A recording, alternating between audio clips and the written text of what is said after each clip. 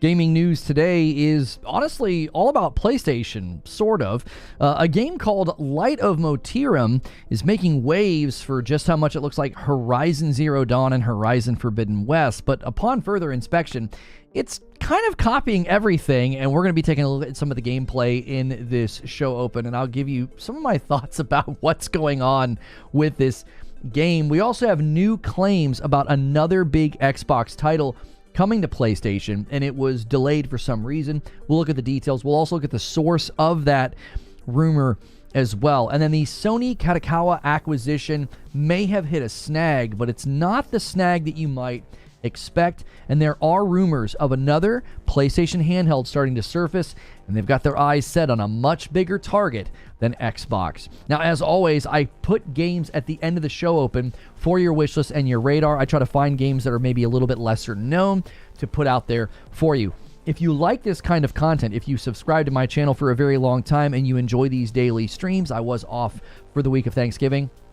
I am only able to do this because of your support, so make sure you consider doing a membership by clicking join. There's also a bunch of links in the description below. If you like coffee, you can order some of my coffee or support any of the various sponsors. But the number one way we're able to do this is with those memberships, so consider picking Member Plus. It's $6 a month, and it helps us do this. So let's get into this. If you're here in the live audience, hit the like button, hit the subscribe button so you can talk in the chat. So let's talk about Light of Motiram. Hopefully I'm saying that right, not that it matters. In case you missed it, no, this is not Destiny. I know that looks an awful lot like a ghost flying around, which is just one element of unoriginality in this game. But in case you missed it, there was just sort of some concept art that hit, and the immediate reactions were, oh wow, that is quite literally Horizon. It was a similar art style, similar color palette, and then the robots looked eerily similar. But then this gameplay trailer hit that you're watching right here, and at first I was like, wow, I'm kind of surprised nobody called out the Destiny copy with the ghost. And more than just sort of looking like a ghost, it even wakes her up at a certain point in the trailer and is basically like, hey, you've got a mission to do. It's like, oh wow, so no original ideas at all in this game. Anyways, so the obvious pulls from Horizon are here. You know, the tall grass that's kind of red, these dinosaur monster-like robots that even have similar armor. It's all very, very white and sort of angular and jagged, and then the use of blue lights. I mean, if somebody would have said this was Horizon 3 or a Horizon spin-off, I don't think anybody would have doubted it. They would have been like, oh yeah, that's definitely, Horizon Zero Dawn and Horizon Forbidden West. They didn't even attempt, it seems, to distance themselves from the game. Even the way that people wear armor in the various interactions here, the main character and the like, it's just directly pulled from how Horizon does things. But then you start to get into the combat. And this is where things, I think, even then start to take an even bigger turn. So I don't think the combat is going to be like Horizon at all. It seems more like sort of Elden Ring or Dark Souls meets Monster Hunter. I was watching Asmongold react to the gameplay, and he was pinpointing and pointing out direct one-to-one animations that were like lifted from Elden Ring in the one combat sequence, which is actually pretty interesting. And here again, this mysterious past, right? She's looking at cave drawings of this mysterious past, and oh, big surprise, the bad thing is red, just like Horizon. And so the combat also didn't look that different than an experience that you could largely have in a game like Monhun, where you're fighting this big monster, and it takes a really, really long time. And I'll try and advance it to that point so you can get what I'm talking about. Because I do actually think the gameplay looks pretty good. It does look fun. It does look like people are going to enjoy it. And yeah, here you go. Here's your combat. So, some of the slowdowns and some of the action here I think is actually pretty cool. Now, once they win this fight, though, and you'll notice a lot of it comes down to timing and trying to get big stuns and big hits. Again, very reminiscent of Monhunt, and the people that like these types of games are probably going to dig this one quite a bit, because once they win this fight, they actually build some kind of a mech that they zip around on that looks exactly like some of the movement you may have seen from Armored Core. So here we go. They scan everything, and there we go. And now we're zipping around like the mechs from Armored Core. I'll be honest with you. This looks like it could be an absolute blast. It looks like it could be fun. It looks like it could be a really good time with lots of depth and lots of customization, with different ways of approaching the combat, different ways of approaching how you fight, whether or not you're relying on some big heavy weapon or lighter weapons or some type of a mech. It also could be completely soulless, as it doesn't look like they have any original ideas at all. It all just kind of looks slammed together. Now, that could lead to a ton of potential where you go and borrow the best ideas from other games and put them together. Now, we've seen other games do this where they seemingly borrow ideas and inspiration from a bunch of games and it turns out to be terrible, but this one could end up being a pretty big hit. It could be pretty awesome. Or it could be pretty boring. It could feel very rehearsed, and then after a couple hours of play, you're just kind of like, yeah, it's another game with lots of big monsters to hunt, and I can build stuff from the fights. Now, the game is being developed by Polaris Quest. Now, they seem to have dropped out of the sky. They have no previous games under that name. I couldn't find anything that they have previously created. The game can currently be wishlisted on Steam, and according to everything I looked up, it is also coming to PS5, iOS, and Android. There you go, right? Also landing on mobile. And I can't help but think that we may see a trend of games like this. Sort of a quick slap together project from devs we've never heard of. Maybe they're using a lot of AI to, generate these worlds and these sequences. Maybe they're trying to achieve that Pow World effect, where you clearly borrow, maybe you steal, maybe you just take inspiration from other games to get that quick notoriety and that easy press, and then you drop your game very early, maybe drop it into early access, onto mobile, or maybe you're just hoping to make that quick and easy cash. Now, to Pow World's credit, they've done great work with their game, but I think other people are maybe looking at Pow World and thinking, hey, we can do something similar. Let's mimic a popular IP, and that'll give us automatic notoriety, automatic sort of press and free marketing, because everybody's talking about this game now, and we might not have said much about it if it was just another Monhunt inspired game. It being clearly inspired by and borrowing heavily from Horizon has thrust it to the forefront of the conversation. So this could be another soulless cash grab from a big publisher that's just like, hey, borrow from all these popular genres and popular games like Destiny, Monster Hunter, and Horizon, and push out something to make us a quick buck, especially if it's going to be on mobile. They may lean heavily into monetization, pay to win, and things like that, as the mobile audience is far more receptive to those types of monetization practices. So we'll keep an eye on this one. It could be amazing, but at the moment, there's something about it that just feels a little too good to be true. And speaking of publishers, the Sony Kadokawa acquisition is continuing to trundle along. Now, not much has developed with this story outside of Kadokawa publicly declaring that they have received a letter of intent from Sony, but the latest development could slow the whole thing down and bring it to a screeching halt. According to Game Rant, Kadokawa wants a full buyout, and this is what they said.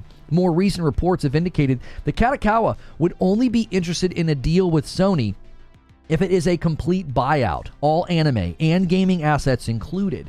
This might prove to be complicated for Sony, at least according to Japanese finance outlet Toyo Keizai. The cost of purchasing all of Kadokawa's assets would be approximately $4.3 billion, which might be too steep of a price for Sony with its recent investments in something like Bungie. Now, here's the thing. Sony increased their acquisition budget in anticipation of a situation like this. I believe they increased their budget to somewhere around $8 billion. So this would be about half of that, okay?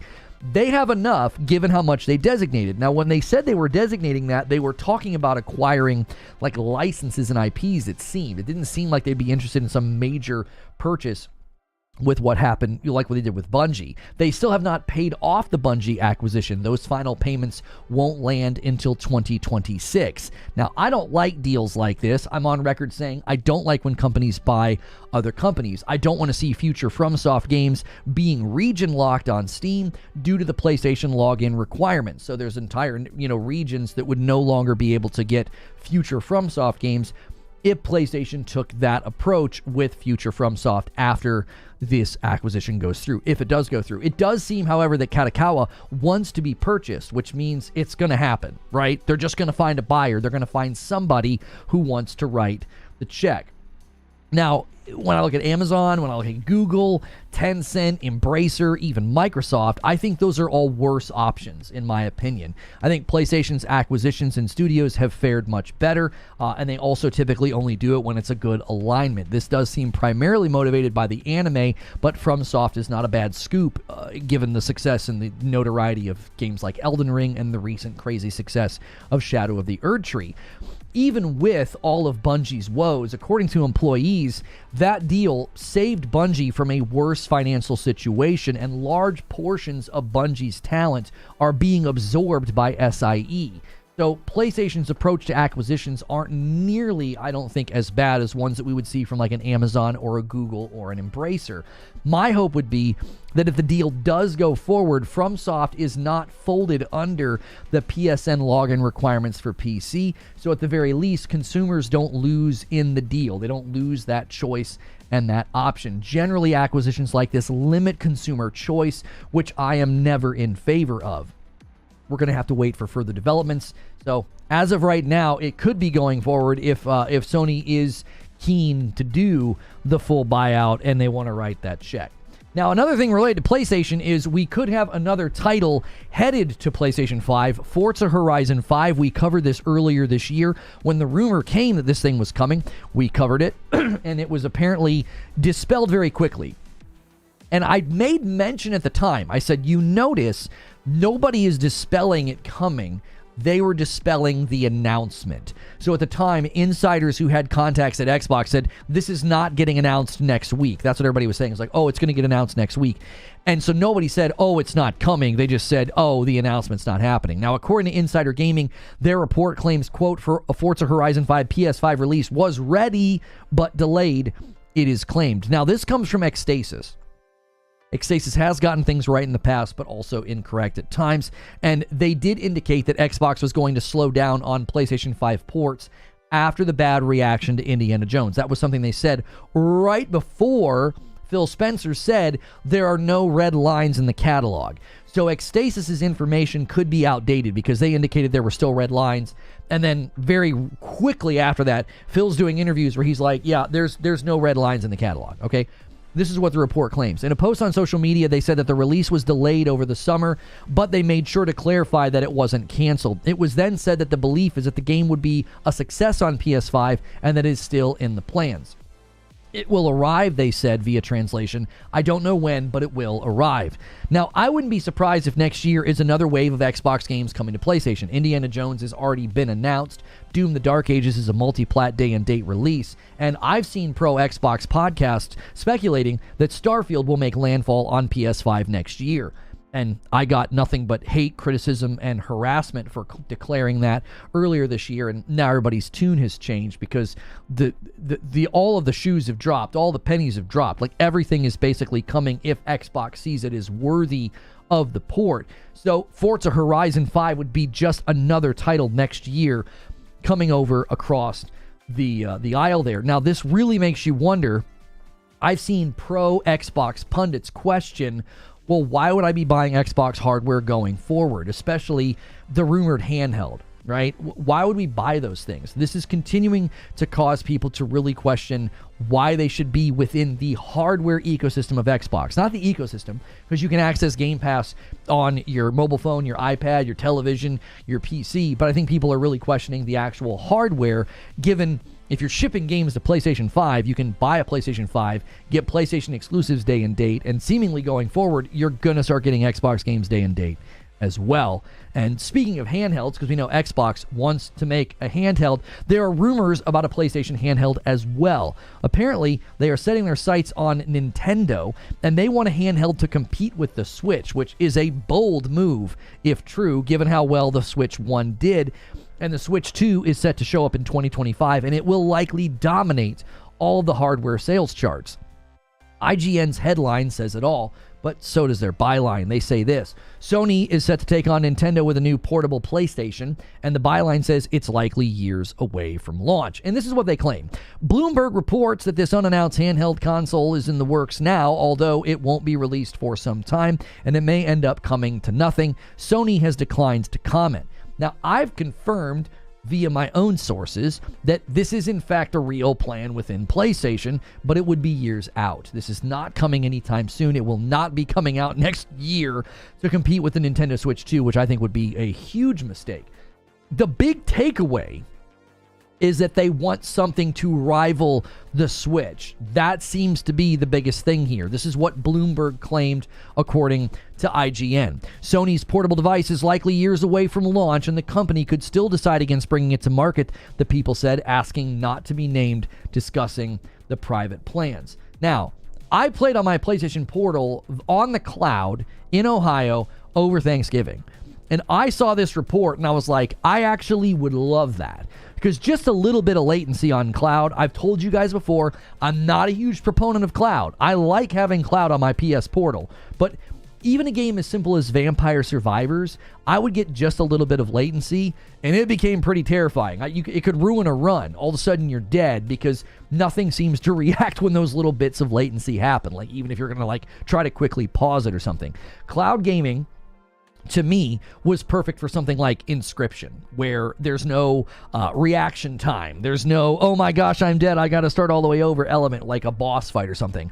So after hours with my PlayStation Portal on cloud, I still have the same opinion about cloud. I don't think it's that great. It's nice in a pinch. It certainly makes the PlayStation Portal higher in value for $200, but a native PlayStation handheld would be a welcome presence in the market. If Xbox is wanting to enter the handheld market, then you have the Nintendo Switch 2 that we know is going to be a monster.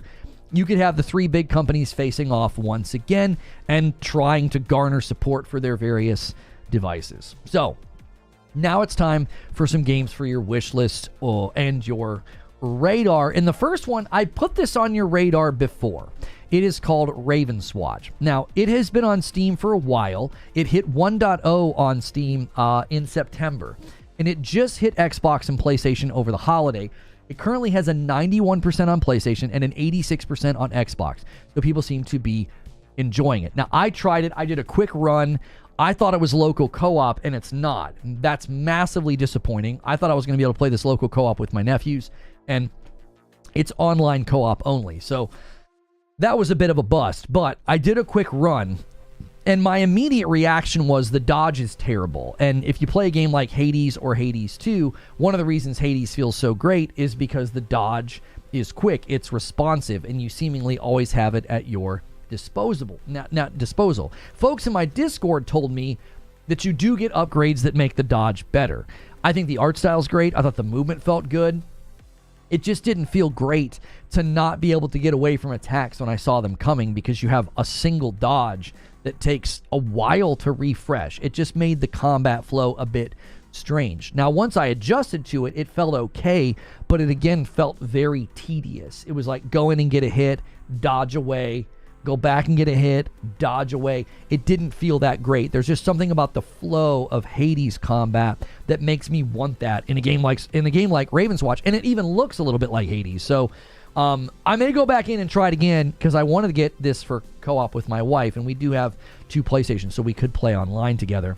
But it might be it might be a little bit sort of like out of our wheelhouse if it's a little bit too challenging. She likes more straightforward games, and I am very much casual dad gamer right now. So if a game gets really, really challenging, I kind of check out. I've got all these games in my backlog I would rather play than play one that's going to be frustrated.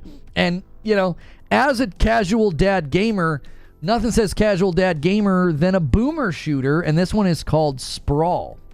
Now, this has been on Steam since 2023, and the overall score is 88%. It's currently on sale on Steam for $7.50, and it just came to consoles. On PlayStation 5, it has an 82%, and the score was not yet available on Xbox. Like, not enough people had played and reviewed it. So it does have an 82% on PS5, which is fine. That's kind of low for PlayStation. Usually games score pretty high over there, so once you start dropping down to the low 80s or out of the 80s, I get a little concerned. But this one is currently $15 on consoles, and I thought the slowdown, the style, and the graphics were definitely worth paying attention to. It reminds me more of Quake 2 than Quake 3, if you ever played Quake 2 back in the day, but it's got like wall jumping and obviously tons of fast firing weapons for you to waylace to the enemies with. Lay waste, not waylaced. Lay waste, sorry about that. And the last game I have for you is currently only in demo, but this one actually looks quite good. Jotun Slayer Hordes of Hell. And this is targeting a release of January 21st of next year. So January 21st of 2025. And a lot of the animations and a lot of the lightning and stuff in this really reminded me of some of the great action that we've seen from Path of Exile 2.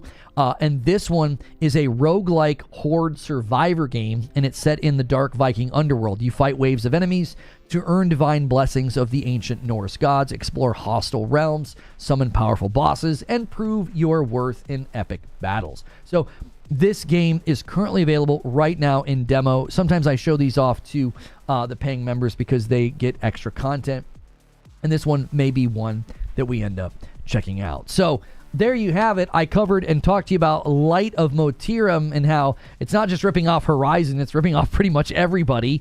And also another Xbox title coming to PlayStation 4 to Horizon probably next year.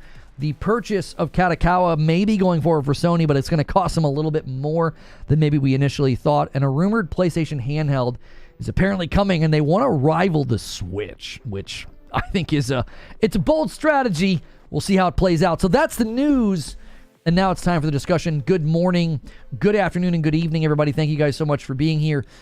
Hopefully you guys were able to survive while I was gone for a week. Do me a favor. That is the show open.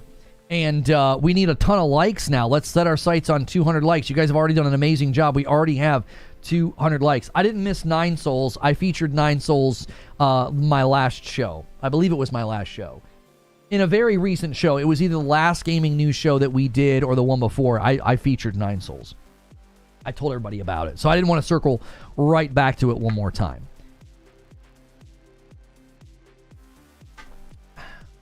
A new Indiana Jones trailer dropped. Is there anything new in it, or is it just another montage of like the gameplay and the trailers? We're definitely going to play that when it comes out. Did you react to the PlayStation 30th anniversary video Sony released?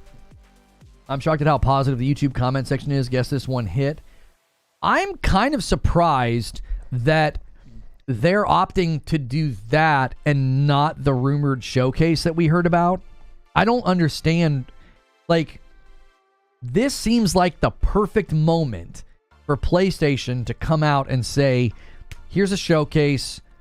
Here's all the first party coming next year. Our PlayStation 5 is currently discounted.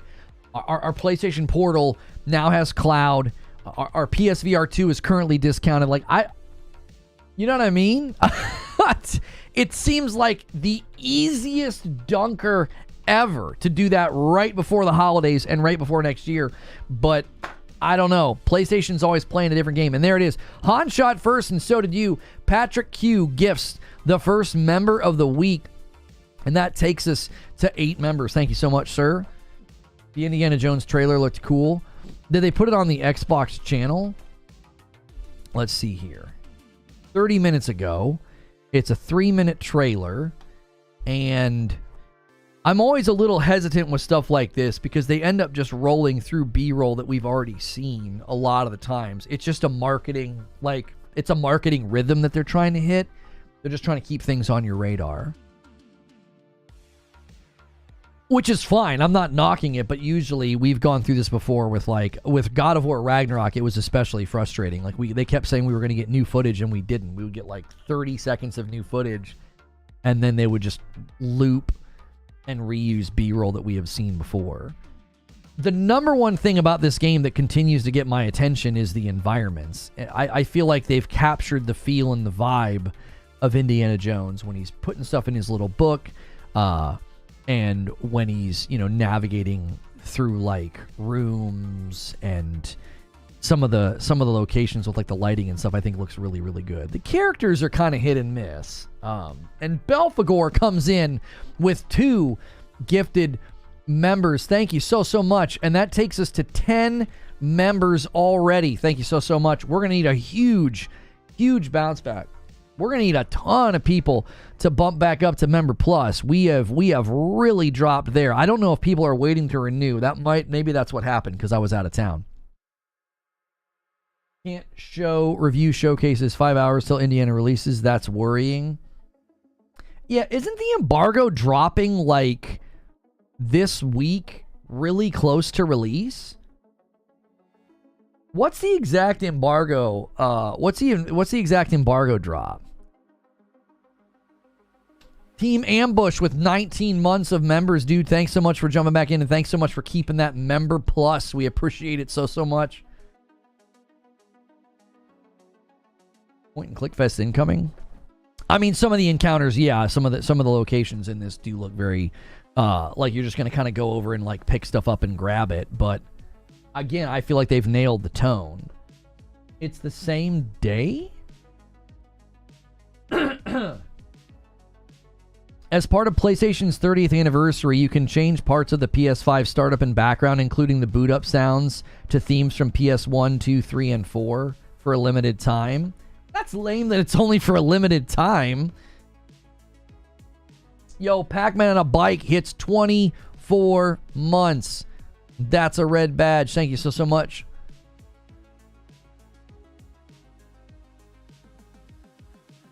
$36 months from Khaled. Thank you so much, man. All you guys keeping those Member Pluses going. I appreciate it very, very much. Gameplay looks intense. I don't think so. I think the gameplay looks... I don't know. I think the gameplay looks boring and on rails, and I think the gunplay looks terrible because it's always hip firing. It doesn't... I don't know. And they're known for good gunplay, so I hope the gunplay is better than they've shown it. They have not shown the gunplay in a good light. Indiana Jones and the Great Circle is out this week. You'll be able to read and watch reviews just a few minutes before the official release. The review embargo for the game is set for the 5th of December at 7 p.m. Eastern. Why are they doing that? That seems like the perfect game to have the embargo be like a day or two before. Yo, it's good, Feed. Good to see you in the chat. It's a stealth game. The shooting is most likely quick time. I don't think the shooting's quick time. I've seen him actively engaging enemies just by shooting at them. He's just always... There's nothing worse than a game where like they're using like a pistol, like a snub nose, and they're hip firing it. It just looks terrible. That's such a terrible way to showcase your game. It's like she's like shooting it back here. You know what I mean?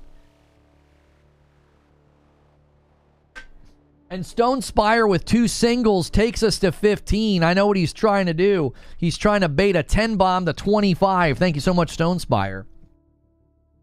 They did the same thing with Redfall, unless the reviews are bad. Yeah, that does not bode a lot of confidence in me with Indiana Jones. It's like you're dropping the embargo the day of the release. That doesn't seem like you're very confident in where the game's score is going to land. That's why I said in coffee this morning, where's the marketing for this? I genuinely forgot Indy came out this week. Well, I mean, they just dropped the trailer 34 minutes ago, Donnie, to be fair. To be fair, I mean, they did just drop a trailer. I'm not concerned about marketing as much as I am like, why have a review embargo be so on top of your release? I've never liked that. 24 hours before, I think, is good. 48 and 72 hours is even better. PlayStation games, it's like a week. Like, God of War Ragnarok's review embargo dropped like a week before the game came out. I think they did the same thing with Spider-Man 2. It was like we had guys doing like unboxings of the of all the Spider-Man stuff like a week before the game came out.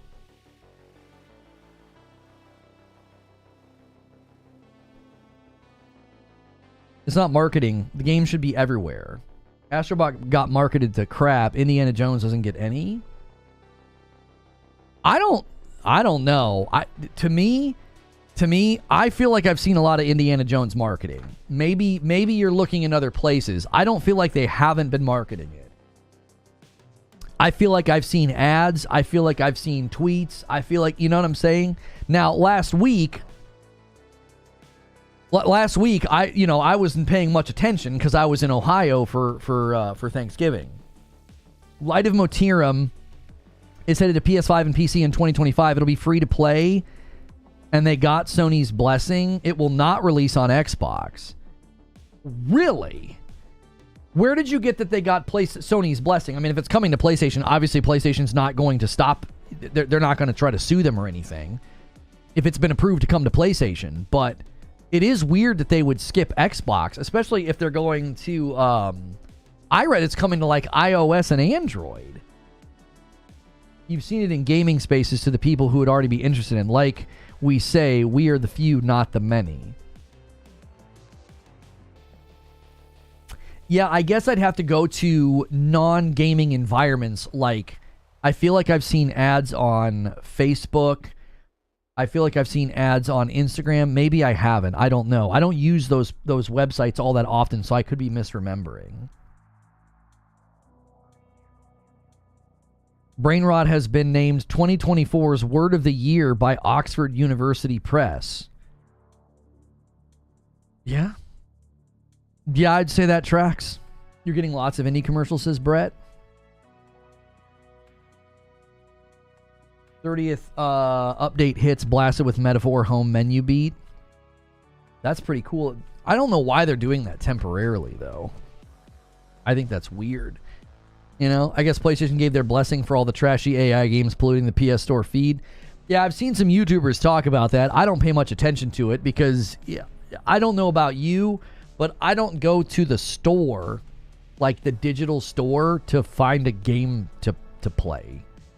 Now, I do wish that PlayStation let you filter local co-op the way that Xbox's store does. I feel like Xbox's store is better because I can be like, hey, I want local multiplayer, and you check the box and it just shows you all the games with local multiplayer.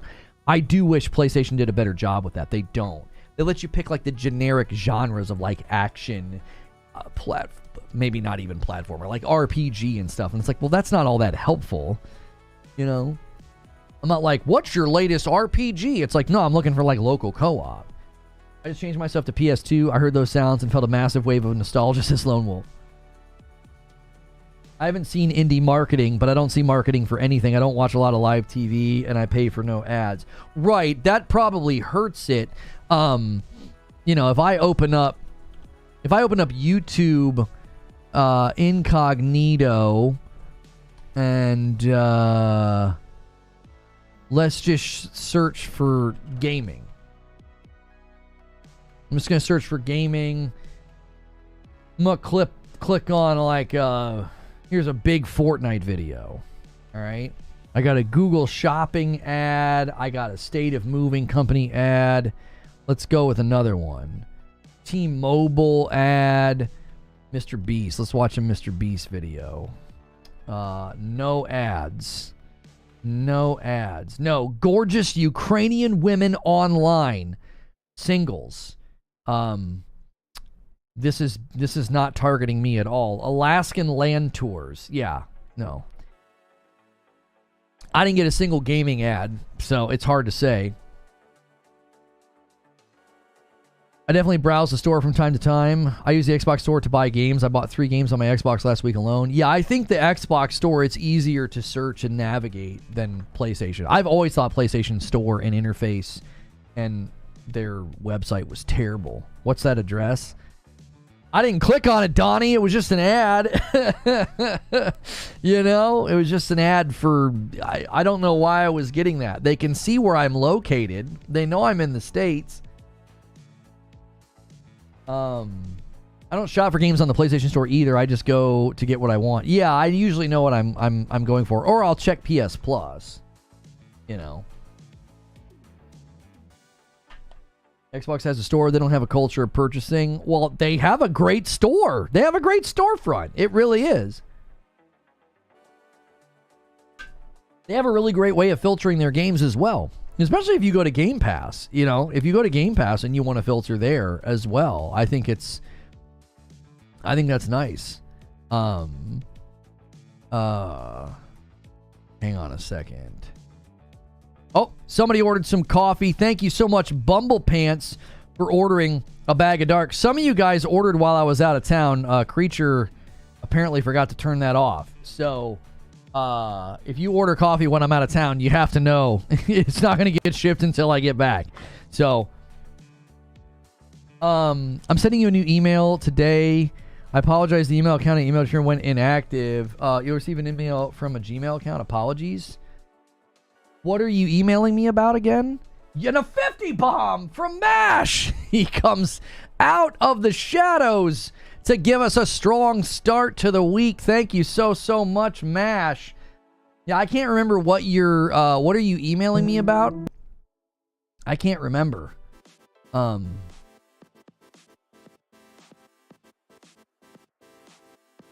is a big member bomb. Thank you so much, MASH. MASH is crazy like that. And a 10 bomb comes in from Stone Spire, and he says, we're going to get 75 as well. Thank you so much, Stone Spire. Did Kevin get a sub? I don't know. It's been super all over the place. Feed can't get one. My brother can't get one. We need the ability to click on people and give them a membership. We really do.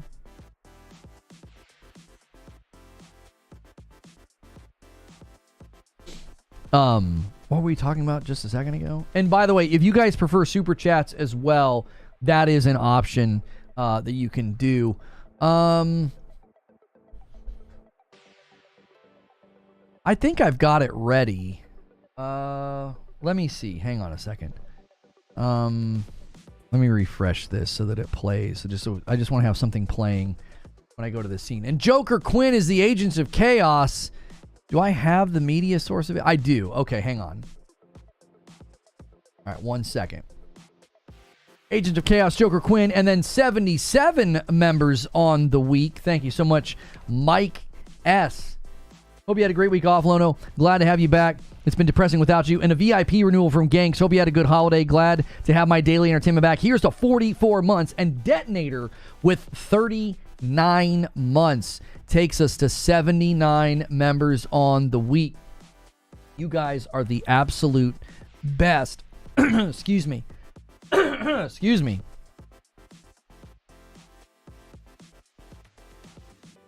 Okay, we have the command ready. And 17 months from MASH. Remember to smash a like button, MASH says. Yeah, we need 8 more likes for 200 likes. And Zubair says, howdy, y'all. And takes us to 81 members. You guys are crushing it. Lono, you aren't doing any more vacations this year, are you? You take them as much as you do bathroom break? No, I do not. The last trip I took was in the summer. I've not taken a week off since July. And then before that, we took one in April, I think. Three trips across an entire year. Come on. That's not that bad. Liquid and Tamer both renew their Member Plus memberships. No more vacations, guy. Longest week ever. Welcome back. Thank you guys so much. I mean this. You guys like this show, and you like that it continues and comes back. You keep those memberships going. It's how we do this. You guys literally are the fuel in the tank. To discuss utilizing gaming in a professional educational. Yeah, I got your email and I replied to it, and then that was the end of it. So I'm not sure what happened. Hope you and the family had a great holiday and continue to do as well. Preacher says, don't get me started. Listen. If you guys don't like me taking breaks, tough. Get the frick over it. I'm 43 with 2 children and a wife, and they come first. We're going to take trips. You know, it's going to happen. We've got relatives to see. And the truth is, you guys are calling them vacations. We don't take vacations. We take family trips. I go to Ohio and see my family. I go to Florida and we see my wife's family. Dads understand. They're like, yeah, you don't take vacations. You take family trips. What do you think of Xbox's stance on no more physical games for their big upcoming releases besides the code and the boxes? Well, are we sure that's what's happening? Are we sure? Isn't it just them doing... Aren't they just doing that for like a collector's edition? They're not the first company to do that. If we chain you to your desk, what are you going to do then? Right? I have a toddler. Calling them vacations is hilarious. I come back more tired than working. That's exactly right. Welcome back, Lona. Hope you and your family had a great Thanksgiving. Great to see you again. Thank you so much, Trekkie. Yeah, they're not the only company doing this. Like, Diablo did it. Starfield did it. I mean, didn't Kadokawa approach Sony to stop them from being bought out by a Korean company? That hasn't been confirmed. That's a rumor. Currently, it seems, according to sources, that Kadokawa did in fact approach Sony, and that they want to be fully purchased. They wanted to buy it all. And that'd be like a 4.3 billion purchase, which Sony can afford. They set aside, I think, like, what was it, like 8.6 billion or something? They increased their budget for acquisitions. So it's within their budget. I don't know if they would want to, though. I don't know if they were just trying to do a share purchase or something. And a 10 bomb from MASH takes us to 93. Really, really strong start back. Thank you, MASH. Those of you that continue to get gifted members and those of you that continue to pay for your own memberships, really make sure and double check if you can do the $6 a month membership. We need more and more people to do that. And Stone Spire is going to come in and make this easy for a 5-bomb dunker. I know what he's going to do. He's going to bump this to 95. He does 2 singles, and there it is. Your week off highlighted that there's almost nothing to watch of quality on YouTube besides your channel for me. Well, I appreciate that. I appreciate that. Mash's pockets are backed up for a whole week. Well, I tell you what. It's a welcome thing, because when you take a week off as a YouTuber, holy frickin' moly, it's not fun. It's not fun, dude. You check all your stuff and you're like, oh good golly. Oh good golly, I'm not allowed to be human, you know? Yo, thank you P-Dub H-Town for gifting a member. There it is. And bumps the line to 96. It's the worst part. It's the worst part about being a content creator is like time off is such a double whammy. Good morning, Lono. I got the perfect game for you and your wife. It's called 5 Hearts on One Roof. The frick is that? And a single comes in from MASH. Every once in a while, he likes to feel what it's like to do the singles. Let's see, 5 Hearts. Is this going to be like a dirty game or something on One Roof? Is this one of those like rated M for... Oh, for Pete's sakes. You got to be kidding me. Is it... Wait. Is this the one? I didn't click on it. I saw the thumbnail. Well, this is Korean. I believe that's the Korean language. Oh, golly. What's going on? I'm scrolling past this. I just want a description. It's a fully immersive interactive video game that simulates a love story with 5 unique heroines. As the player, you take on the role of Yumin, who has always been home alone. And now you'll be running a lively, love-filled boarding house with 5 fascinating heroines.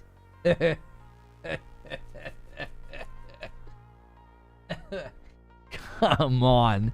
If you think I am booting this game up, if you think I'm booting this game up with my wife, you're out of your dadgum head. Number 1, I don't play games like that, so I won't be playing it ever. And number 2, what are you trying to do? You trying to get me in trouble? One of my YouTube guitar guys' wife got real sick suddenly, and he has to take a break, and he asked us to put on his playlist on a spare PC to keep the algorithm sated, so he has a channel to return to. Yeah, that would be devastating, Zuby. That would be devastating to have to take that kind of time off for something like that, because that's going to be expensive. It's like you got to pay for treatment, and then you're also losing. It's brutal. It's absolutely brutal. And we tried creating content before, like when I went out of town, and it doesn't help. It makes things worse because the content just tanks because people are like, well, he's not live, so I don't give a frick. And it's like, ugh. So we just take the whole week off now, because it was like I was breaking my back to record extra videos, and it was tough because you also have to like read the tea leaves to make sure you make a video that people are going to care about. It's like, well, I'm making a video a week in advance, you know. I was just messing with you. I saw somebody playing it. It was funny. Yeah.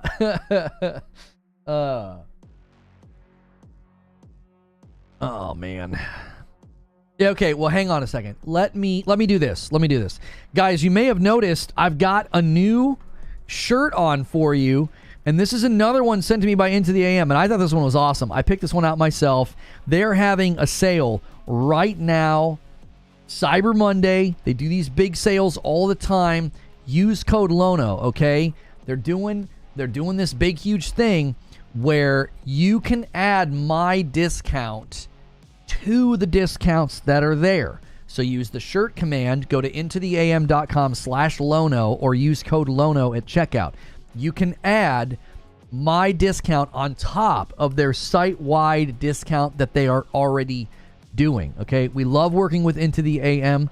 You guys see me wearing their shirts pretty regularly on the channel, so check that out. There's a link below in the description. You can use the command as well. We appreciate you guys so much. We appreciate Into the AM working with us. Use my code on top of the big sale that they're already doing. Maximo with 18 months and a member plus. Thank you so much. Let's bump that line to 98. There it is. I sent you a new email. I hope you have a wonderful Thanksgiving. I'm looking forward to potentially having a discussion. Yeah, sure. I will check that email later. Guitars is an expensive hobby. I got out of it and into video games again. It's way cheaper. Sounds like a stretch goal. 5 hearts with Madam and choose whatever you know she would get mad about. I don't know. That game was... It'd be one thing if they were just pretty, but it got a little... it got a little on the line. Like, if it was just like, oh, yeah, it's like, you know, Flirt with Pretty Women Simulator, that could be funny. But that looked like it got a little bit into a category that I wouldn't want to play. Their all-day pants are pretty rad. Oh, yeah, I have a pair of them. I haven't worn them in a while. I forgot about them. They're super comfortable. They look like dress pants, but I would wear them around the house because they were like so ridiculously comfortable and like soft and flexible. They were great. You're out of the guitar hobby, but you like watching the videos anyway. Into the PM, wink, wink. Into the AM, into the PM. Yeah. I remember Into the AM back when they had like video game shirts. I've got a couple of them. I've got a God of War and an Assassin's Creed Origins one. I got one with Bayek on it, and then I have God of War 2018. They're like all over prints. They're really nice. I wish they still did that. It would be a lot more relevance to the audience that tunes in every day. I mean, their graphic tees are sick. But man, their gaming shirts were kind of cool. So... the command is shirt, not short, Hunter. What are you trying to say? You know? Speaking of guitars, I think my new... oh, you guys are taking us off course here. What did we talk about? We talked about... all right, so let me ask you guys something. This Light of Motiram game, all right? Light of... let me get it up here. Nobody knows how to spell the dadgum thing. I actually think... hang on, let me get this out. I mean, they're not even trying to hide it here. You know what I mean? She's going into an ancient underground place and discovering some secret agent past that led to all of this. Like wow, what an original story there. It's like literally the Horizon story. The gameplay actually looks good, though. Do you know what I mean? Like, this is all cinematics. let's get to the gameplay. Now, there's some, I mean, it honestly looks pretty good. I'll be honest with you guys. It being free to play is concerning, you know. It is going to be co-op, but it being free to play is concerning. You know, we're going to get into that, like, free to play mobile game slop category potentially. I found a Zelda-like game you might like called Astor. It's like a 2-hour time trial, and it's $25. I haven't played the total 2 hours yet. Check it out. Setting the frame rate yet. Check out the setting for frame rate, so I'll get back with you. I'm not sure what you mean. You haven't played the total 2 hours yet, or checked out the setting for frame rate. Okay. Where did you play this? On PlayStation? I assume it's as shallow as First Descendant. Yeah, that would be the concern, is like, look at these fights, right? This very much reminds me of First Descendant. You're just in a set piece fighting a boss, right? This doesn't seem like some organic experience now this again just could just be their way of demoing the combat, but this very much reminds me of those Void Interceptor fights in First Descendant where it's just a set piece, they drop the boss in, and then you fight them, right? This very much reminds me of that, of like, yep, here you are, you're in a set piece, and you're fighting, you know, Mr. Spider Guy. And the no health bar, fighting taking forever thing just really reminds me of Monhunt as well, which I'm not a huge fan of. The attacks are just so dadgum slow, which I'm supposing that there are builds where they don't have to be so slow. But here we go again. Another big, giant, circular set piece, and it's just you and the boss. This doesn't remind me of First Descendant. I don't see any booty cheeks. That's right.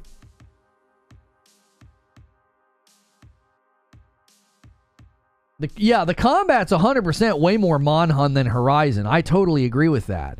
But the setup of these fights seems to be like First Descendant, where you're just going to sort of go to a designated area and you're just going to fight the boss in that little arena. It's like a big circle, basically. I will be playing Path of Exile 2 on stream, yes, Raphael. See, all the fights seem to be taking place in like a set piece. The jump over the horn is what sold me. The jump over the horn was pretty cool. I mean, I'm not going to lie. The combat looks pretty fun. Now, again, if it just gets into that, like, long, drawn-out, no health bar fight, I never could get into Monhunt because of that. It was boring. I was bored out of my skull playing Monhunt. And I know it's a good game, and I know people like it. You know? I do. I know it's a good game. I know people like it, but it's just not for me. The PlayStation 30th anniversary trailer was beautiful. Yeah, I haven't even watched it yet. I was hoping for a showcase. I don't really care about some nostalgic trailer. I wanted a dadgum showcase. Stone Spire's going to walk us to 100 by himself. I'm just going to do it because I know he's going to take the glory. Thank you so much, Stone Spy, for helping us hit the first 100 members of the week. You wanted to say trying to connect to the servers? I'm not sure what you're saying. Horizon Clone is cool because you have to be fighting a giant robo rhino beetle. I think the fighting looks fun, but it also...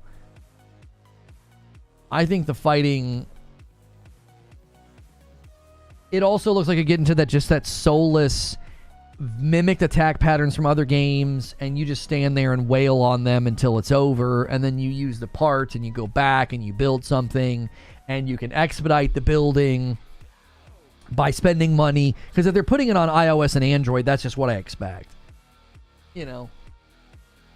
Raphael McCoy is the agent of chaos, and he bumps the line to 101. A great start to my week back. You guys are the best. Showcase to show what? They have nothing. I don't engage with bad faith statements anymore. Monster Hunter is too grindy for me. I don't like doing the same boss battle 20 times to get a mat drop that I need. That was why I stopped playing Dauntless. Dauntless was like a more, you know, it was like a more approachable Monhunt style game. But I felt the same way. I felt the same way. I was like, it just takes so long. You're like, I got to get this part, and then you get the part. And then guess what you're doing next? You're fighting a different monster for a different part. You know what I mean? If the game got Sony's blessing, does that mean Sony had no plan for making a Monhun game like that within the Horizon world? I mean, the rumors were that the Horizon cooperative game was going to be very Monhun. El Duderino with 29 months in a VIP. If you haven't played Nine Souls, you have to try it. It's awesome. It's Metroidvania Sekiro. I played the demo, and thank you for adding to the total.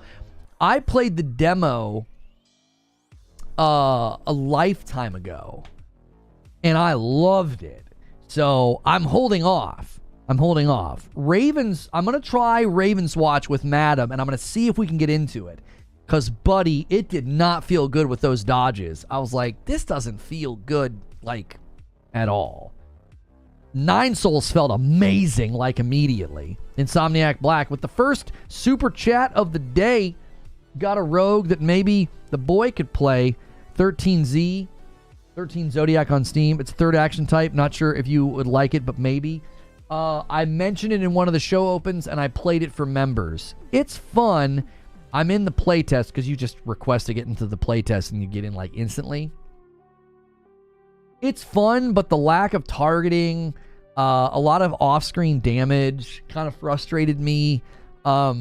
It's got some work to do. I think it could be good. I think it could be a good little game.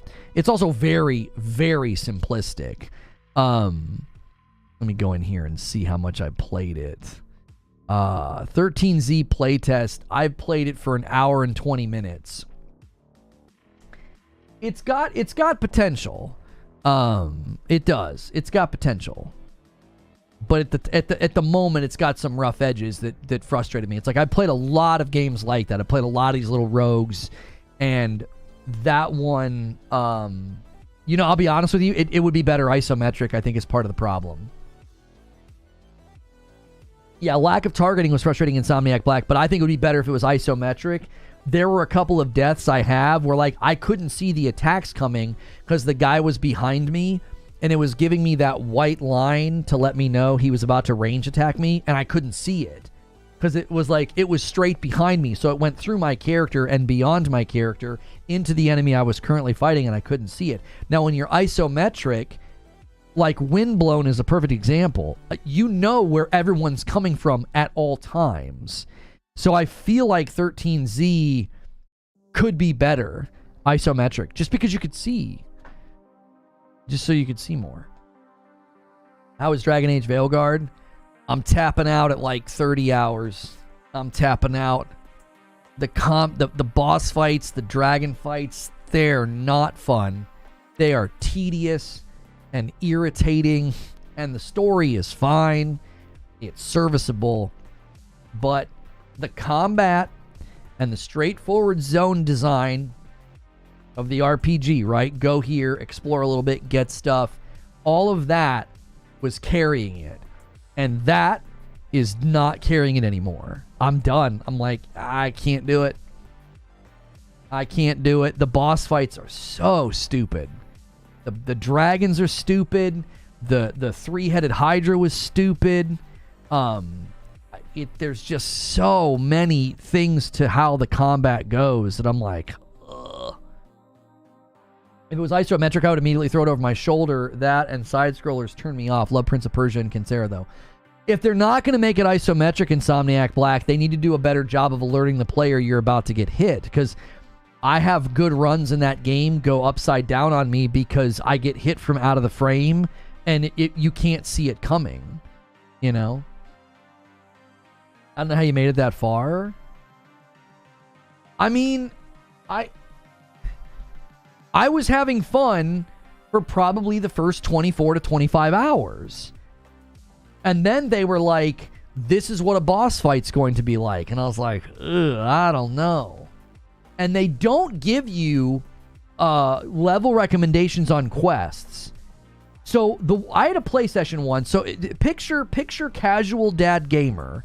I've got an hour and a half to 2 hours to play on a Saturday when my kiddos are playing, and I'm playing right there on the couch with them. I'm on my portal.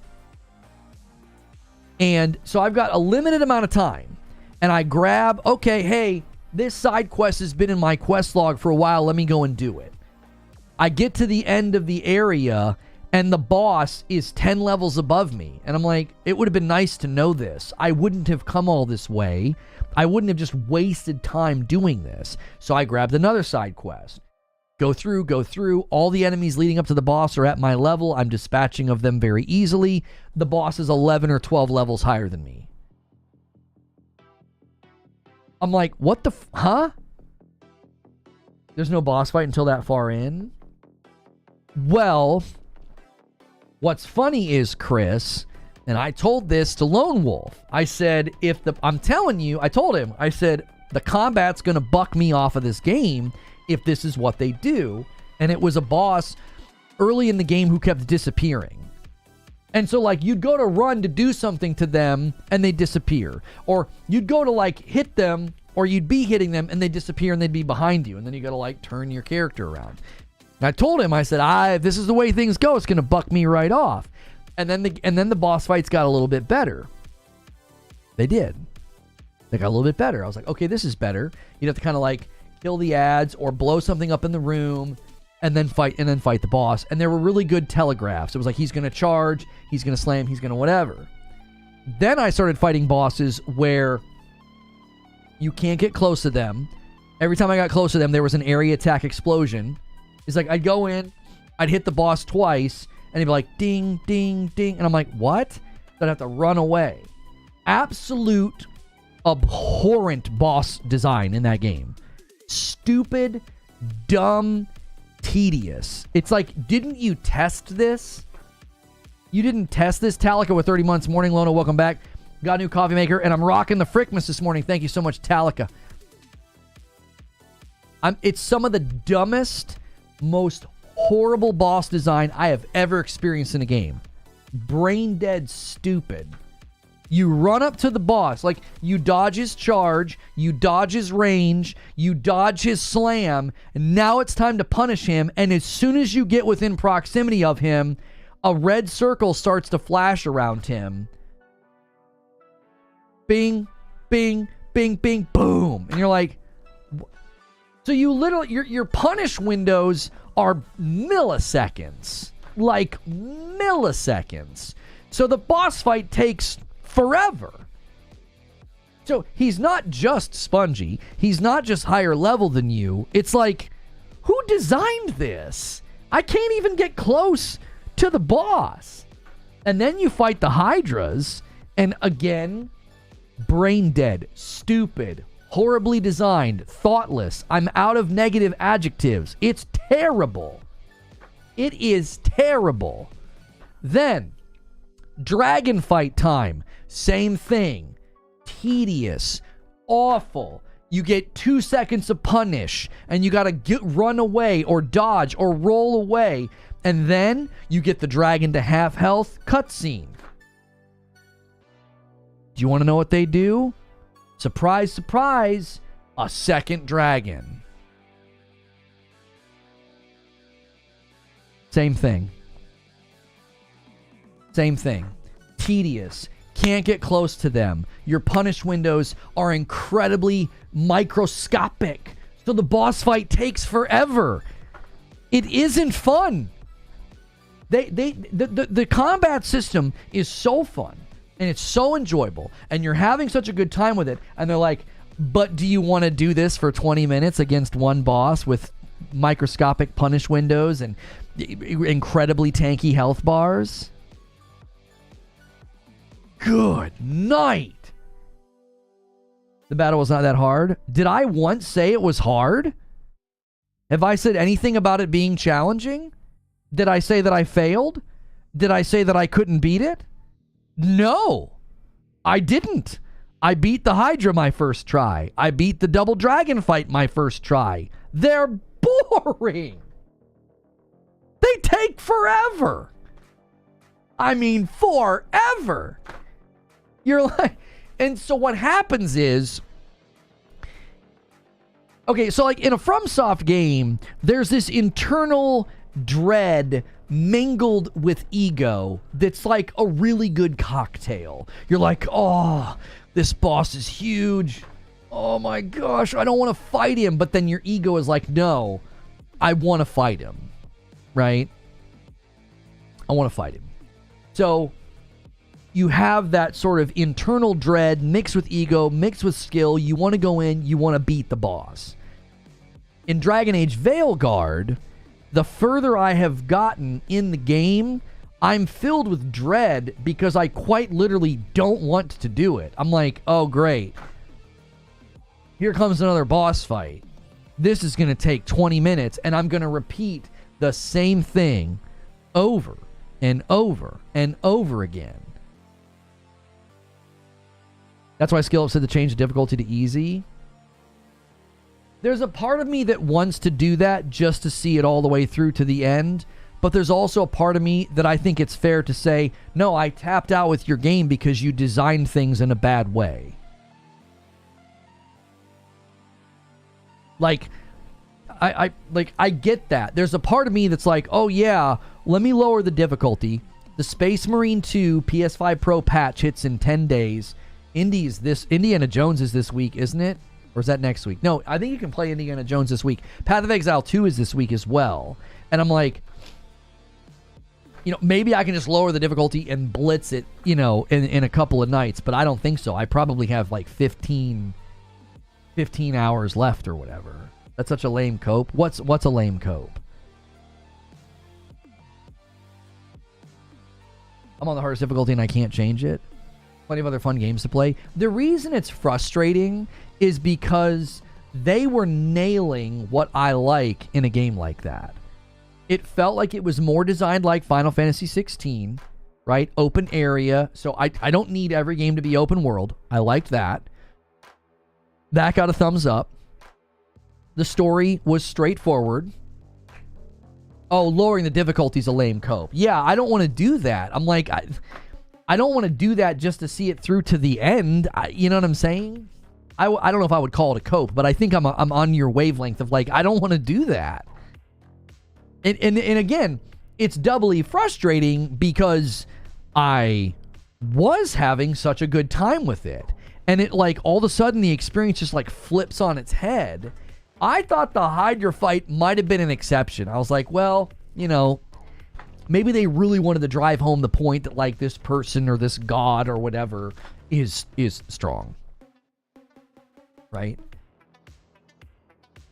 But then I went a little bit further and then I fought that dragon fight and I was like, no, this is just their combat philosophy. Their combat philosophy is if it's hard, it's going to take a long time. And I've got myself set up to where I almost can't fail an encounter. I have Balera set up. She auto heals me whenever I get low, and her heal refreshes so fast. And then I have a legendary belt where I get my healing is very effective. So I basically can't fail an encounter unless they're like way above me, and I let them kill me. I went into encounters where I was completely outmatched, and it took them a long time to kill me. And 2 super chats back to back. A 10 spot from the Claymores. I enjoyed Veilguards, but in hindsight, the game was pretty standard. Cool branching story choices, but not much else. And a 5 spot from Calabrese. That's 3 super chats on the goal. Thank you guys so much.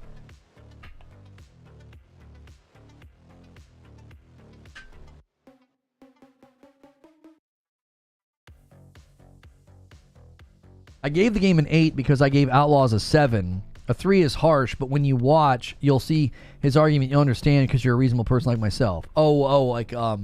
Angry Joe gave it a 3 or whatever. I had a solid 20 to 22 hours. All the woke stuff was completely overstated. You can completely avoid it and ignore it. I won't even interact with the one character, Tash. It's obnoxiously stupid the way they wrote that character. Like, if I were a non-binary person, I'd be insulted at the way that I would being represented in that game because it's dumb. You can eat around that. I just ignore that character. I don't do any of their side quests. I don't ever initiate dialogue with them. I have no desire. as soon as they introduced the character, I was like, this has got to be one of the cringiest, most dumbest things I've ever seen. I had a good experience for 20 to 24 hours. Then that Hydra fight happened. And that's after I'd had that bad experience with, like, grabbing a side quest, getting all the way to the end of the side quest, and being like, I can't fight this boss. This boss is like 11 levels higher than me. Now, to be fair, I fought a couple of those boss fights when they were like 7 or 8 levels higher than me, and it took forever. And I thought that was by design. I was like, well, I was under-leveled. But then I did the Hydra fight, and then I did that double dragon fight, and I was like, I'm done. I am done. I can't do this. Angry Joe has 1,000 people crying in his chat, so of course the impression of the game is more negative. I mean, I saw the clips. He had a pretty bad time. That Hydra fight. Imagine playing it on the hardest difficulty. Oh, I can't. Oh, I can't. Good golly. And people are like, oh, they're not going to do DLC. I'm like, I don't know. I don't think it's worth it for you to finish the game, says Lone Wolf. If you're having such a bad time with the dragon fights, there's a lot more of them in the back part of the game, although I don't think any more of them does the healing dragon thing. I also think it's only that one that has 2 of them. They feel so Monster Hunter to me, and I love Monster Hunter, so I enjoyed both of those fights that you're talking about. Veilguard did not give non-binary people a good look. Tash was just angsty and whiny. It was bad. It was bad. In my opinion, 3 out of 10 should be reserved for broken games. I mean, everybody has their own scores. Everybody has their own thresholds. But I kind of agree. If you drop a game below like a 5 out of 10, I'm kind of the same mindset. I'm like, if you're dropping it down to like a 3 or a 4 out of 10, good golly. Like, that's got to be a pretty bad game. The discourse in gaming is terrible. Yeah, I mean, I'm kind of the mindset that, like, right now, I was thinking about this while I was on vacation, Lobo. I was thinking about this, and I don't know how to do it. I don't know how to approach this, but I'm just going to tell you where I'm at and what I'm thinking. I feel that the current landscape of discussion around gaming is incredibly polarized. And it'd be cool if we could find a way forward. If there was a way to foster a stop being so othering to each other and, like, come in the middle. And I can't come up with a solution. Calabrese with another $5 super chat tip. How are you feeling about Marvel Rivals this week? I'm pretty hyped about it. Hey, man, I hope people love it. I hope they have a good time. Yeah. It looks promising. People go to Angry Joe for serious takes. I think it's both and, Eugene. I think Joe Vargas is actually really, really good at breaking down games. You just have to eat around some of the showmanship and some of the hyperbole. So you see 3 out of 10, you're like, holy frick. But you watch the video, and he actually does a very good job critiquing the game. He does. Within what he has built, I believe Joe does an excellent job entertaining and being, maybe exaggeratory, flamboyant, hyperbolic, whatever, while also doing a very good job of being like, I played this game a bunch. Here's what it does well. Here's what it does poorly. He actually does a very good job. He's an experienced gamer. He's very good, I think, at, like, his Destiny 1 review is what motivated me to get into content creation, because it was therapeutic hearing somebody shout about all the things that were frustrating about Destiny 1. So I don't necessarily think that you go to him for, like, a really thoughtful, technical, system-wide breakdown like you would get maybe from Skill Up, but I actually do think he gives a very, very good big picture of a game. You just have to kind of accept that he's going to be like, you done it up. Like, he's going to yell and, give games maybe lower scores than they deserve. But that's part of the showmanship. That's part of what he does. That's part of the, and I'll see you on the next Angry Joe show. Like, that's just part of how he does it. It's a reflection of society. Politics is completely polarized. You have to hate the other side and disagree with everything they say rather than just accepting people have different opinions. Right. So yeah, getting back to that. I don't know what it would look like. Savage Sharkbite with 39 months into VIP. Thank you so much. But I have this I don't know what it is. There's a sense, there's a desire, there's a calling to be like, man, couldn't we foster something better than this? And a single from Stone Spire bumps it to 105. He's trying to set up that 20 bomb dunker to 125. Thank you so much, Stone Spire. I'll give you an example. A VIP from Kyle W. Thank you. The situation with Veilguard is a perfect example. Wanting to have an adult, sensible, common sense discussion about choices they made with certain things that I thought was kind of stupid, but being able to say that does not mean the entire game's bad or terrible or woke. Dynamite J comes in. I'm not Ashley, I use lotion. Thank you so much for the member plus. To me, it's like, well, can't we have like a common sense discussion about this? Like, this is going to happen with Avowed. Like, we're not going to be able to have a common sense discussion about Avowed. It's too late. That ship has already sailed. It's like, it's woke. The guy went off the rails, off the hinges, and said crazy stuff. The art director, and now that's the dialogue. That's it. That's what that game is now. So it's like, if I play Avowed, which I'm not going to unless they manage to get it to 60 FPS, I will not play it. I won't. If they can get it to 60 on Series X, I'll play it. If it launches at 30, no thank you. I'm not going to keep retreating to PC to play Xbox games. So if that game comes out, let's just say if it came out and it's at 60 and I played it, it's going to be almost impossible to criticize it without getting sort of lumped in to the group that's hating on it for completely different reasons. It's a shared reality, but because the media is homogenized for a long time, anything different is met with vitriol.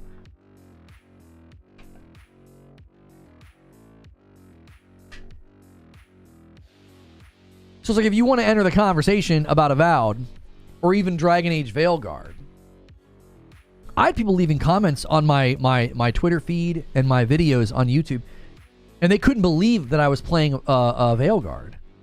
And it was like, they have been completely convinced that it's woke, trash, garbage, agenda-driven video game. And I'm like, no. Yo, welcome back. Thanks so much, TRM15, with 32 months of memberships.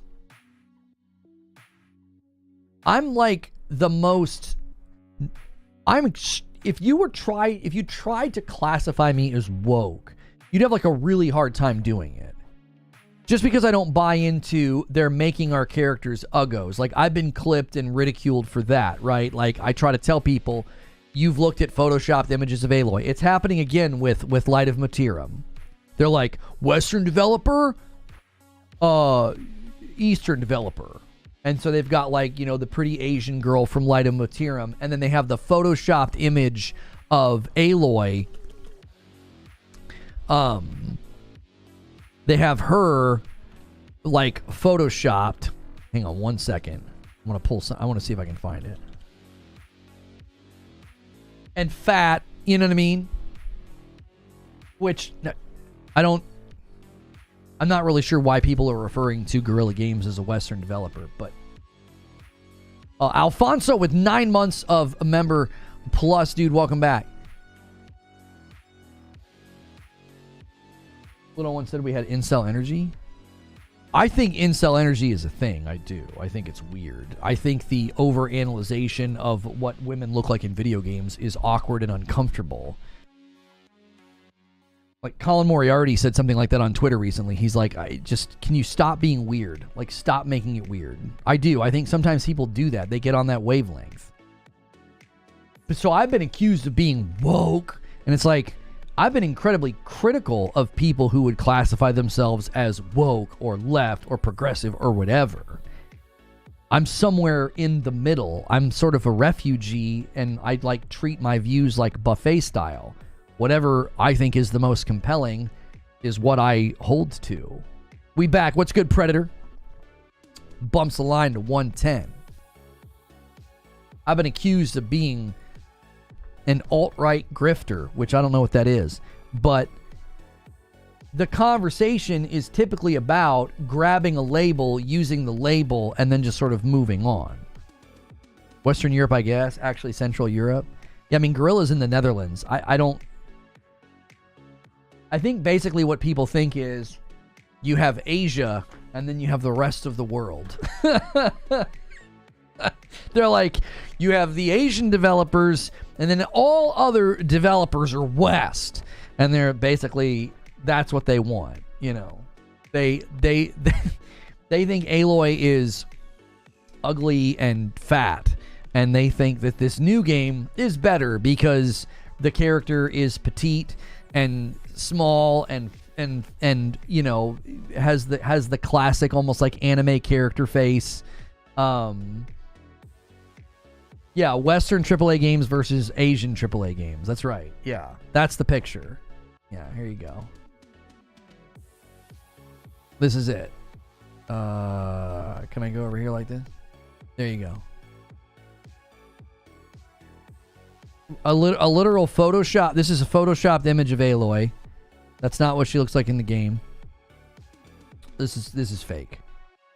And then you have this.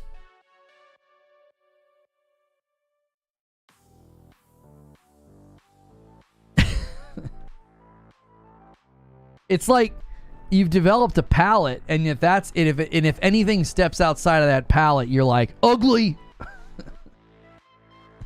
Do you know what I'm saying? You know? Real thin, tiny chins, you know, very large eyes, exaggerated features. You know, they're like, well, that's what the female characters should look like. And if they don't, well, then there's an agenda. When did Aloy get stung by a bee? Yeah, exactly. Like, what happened? She just had her wisdom teeth out, apparently. She had her wisdom teeth out. The combat in the game was so slow. The one on the right looks like an 8-year-old girl. Well, right, and that's what I'm saying is like they've developed a palette for that style of animation and that style of, that's what they look like. Their voices also usually are very, very young, and there's a whole thing there. There's a whole theme. And it's like the minute a character doesn't look or sound like that, they're like, hey, what's this? This is bad. And they claim it's pattern recognition. But I think the problem is it's not pattern recognition. It's something that breaks from a pattern that they've accepted as the best, or that this is the norm, or that this is what's good. They have a hierarchy, and anything that breaks from that hierarchy is viewed as bad. So they consider it pattern recognition, but the problem is it's like, well, no, you've declared this as the best. This is the best. So therefore, anything that breaks from this is then in part of some pattern or some agenda. I doze. Why was Gorilla not a Western dev? Well, typically when I hear Western developer or the West, we think of America. We think of the Western part of the world. And basically the way these people are using it is anything outside of Asia is the West. Gorilla's in the Netherlands. Like, typically that's how I've heard the term used. What does the West mean, right? I cannot type all of a sudden.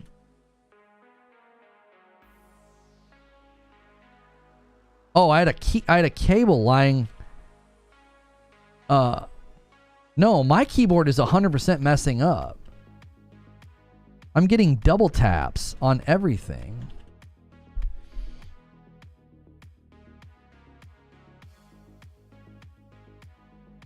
The western part of the world. West includes Europe. So basically anything not in what? Asia is considered the West? Europe and the USA. Okay, so then Guerrilla's a Western developer. So anything from that part over, they're thinking is on an agenda to not make the female characters pretty. All right. Anywhere there is democracy and feminism is the West. I don't think that's how it's used. The reason I find that confusing is because America is very different in a lot of ways than Europe. So when you're like, oh yeah, that's a very Western thing, it's like, I don't know if that works anymore. It's like the way that we view certain governmental practices, cultural practices, even religion. It's like to be like, well, yeah, we're the West. Okay. If you went to the Netherlands and you kind of inquired into their worldview, their political views, their religious views, I don't think they would line up with a lot of what people would consider to be like more American, ideals and viewpoints. But to lump them together and be like, no, yeah, you're the West. Like, okay. We're the West, I guess, and we make ugly women in video games. Got it. It's just thoughtless. When people say Western ideology, they usually mean American. That's what I'm saying. In most of the things that I've read, when someone talks about the West or the Western view or the Western worldview, they're not talking about Europe. They're talking about America. They're talking about way over here, right? Because we're so separated from a lot of what Europe does and thinks now. So to be like, oh no, yeah, you're the West. Like to think that like a development company in the Netherlands is the West and so is Bungie, I just think is ludicrous. I don't think that they're lined up in the ways that people probably think that they are.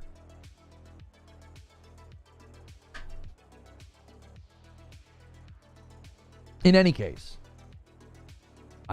getting a lesson in what the term West means is obviously helpful, but if it's being used in such a reductive way to be like, from this point over, this is the West, and developers in this geographic location have some kind of an agenda to make female characters ugly, I think is just such a stupid position. I don't think it's ever been founded. I think people propagate the argument with photoshopped imagery, which as soon as you're doing that, I don't have any interest in engaging with what you're saying. I don't.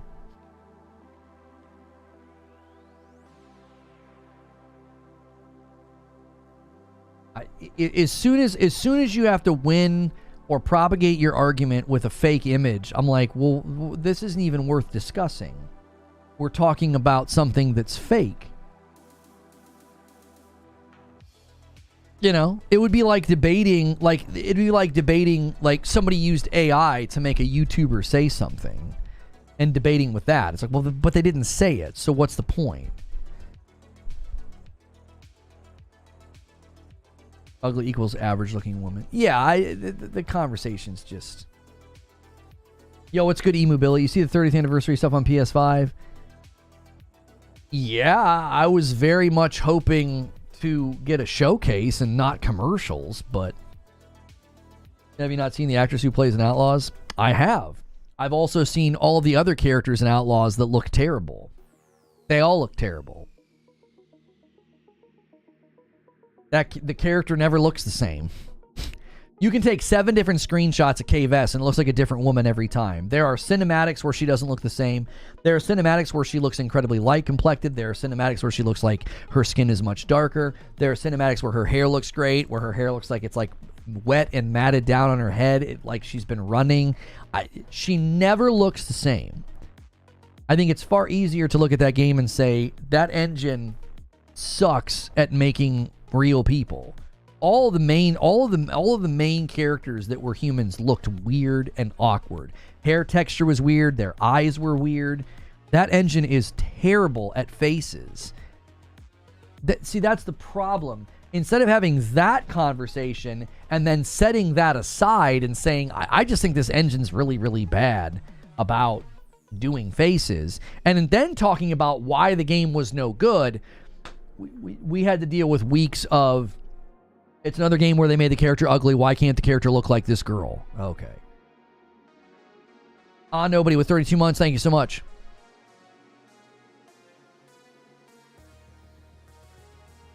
Yeah, they look like puppets. They don't research into culture, etc., like the South of Midnight claiming the race swap in the Deep South. Yeah, I saw that too. I don't know if there's any merit to that at all. I don't know if there's any merit to that. And I also don't care. I don't care. If the developers of a game, like let's take this for an example. Let's just imagine a hypothetical where Guerrilla was making Horizon and they had the lead character as a black woman, and they decided that it might have been the wrong choice for whatever reason. Maybe they wanted to do different things with her backstory as being an outcast and being picked on, and they thought that's going to be too close to the chest. That's going to seem too... It's almost going to seem like too much cultural commentary, so we're going to make Aloy... We're going to make her white, and she's going to have red hair, and she is definitely going to seem different than everybody else. But we're not going to make it so apparent. I don't think anybody would be like, unbelievable, I can't believe it did it. If we heard that, I don't think anybody would be like up in arms. It'd be like, well, it was an artistic decision that was made in the process of storyboarding a game about somebody in a tribal setting who's an outcast. And they opted, and again, this is a hypothetical. I don't think anybody would care. It only matters when it's in the other direction. It's like, well, we've got a screenshot and someone's alleging that the South of Midnight character was at some point white, and now you've developed an attachment to this reality. You don't know the character. You don't have an attachment to the character. You didn't grow up with the character. At some point in time, they made the artistic decision to like, no, we actually think it would be more fitting for this character to be a black woman. And then that becomes a point of conversation where, oh, this is another example of a race swap or woke. And it's like, but you didn't know who the character was, their name, their story, their background, nothing. This art team made this decision in the background. And dollars to donuts, you would never argue in the alternative if they made the decision to be like, well, no, we actually think this game would work better with the lead character as a woman, or we think this game would work better if the lead character was actually 2 different people and you just changed throughout the story. Like, whatever decision they come to, it's like, well, that's their choice. It's what they're deciding to make. You don't have to turn it into this like agenda thing. Yeah, in the Deep South tied to voodoo. Right, it makes it doesn't seem like they did something weird where it's like, wait, that doesn't make a whole lot of sense. Why did they do that? It's like, it seems like it fits with the vibe of the story and the music and the art style and the setting. Deathloop would be another one.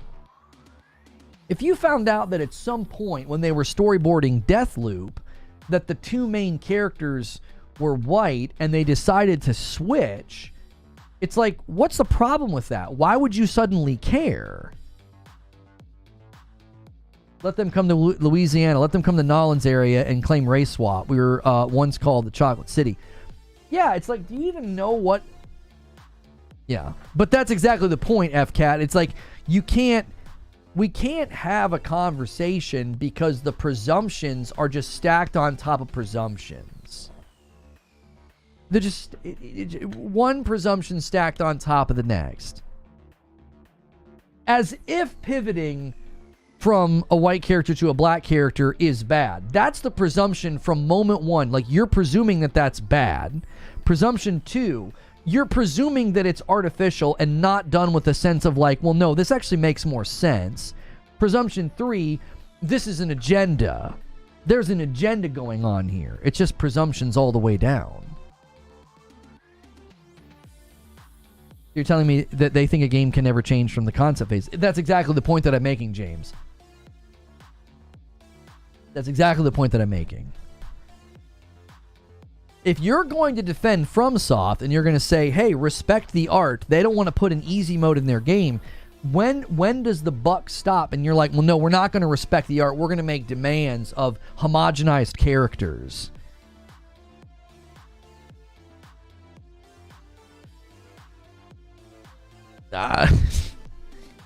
Like the undercurrent, if I press on it, if I press on the worldview, if I press on the philosophy, if I press on the viewpoint, it's like, you seem to want a homogenized character palette, which is weird to almost say out loud.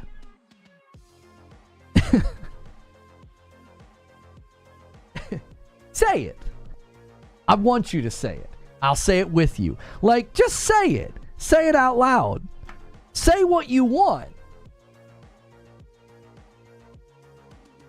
Do it.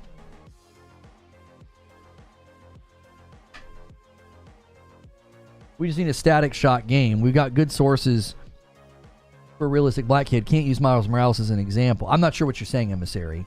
Cloud Strife with 21 months. It's borderline hilarious at this point how disingenuous these people are. They're clearly people who are basement dwellers at best. Thank you so much, Cloud Strife with 21 months. It's the West that's making homogeneous characters? Huh? Where? What are you talking about?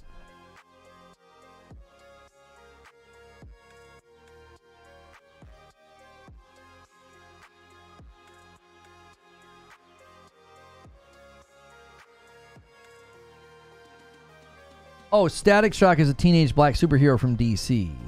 Oh, he's saying we need Static Shock. I was like, I don't know who that is. Static Shock is great. Yeah, I'm unfamiliar with that character.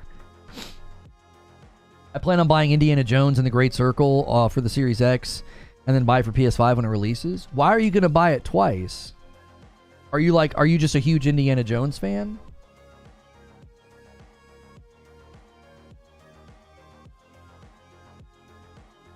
South of Midnight's lead character fits the story they are trying to tell. People claiming DEI really need to go take a good look at their thought process.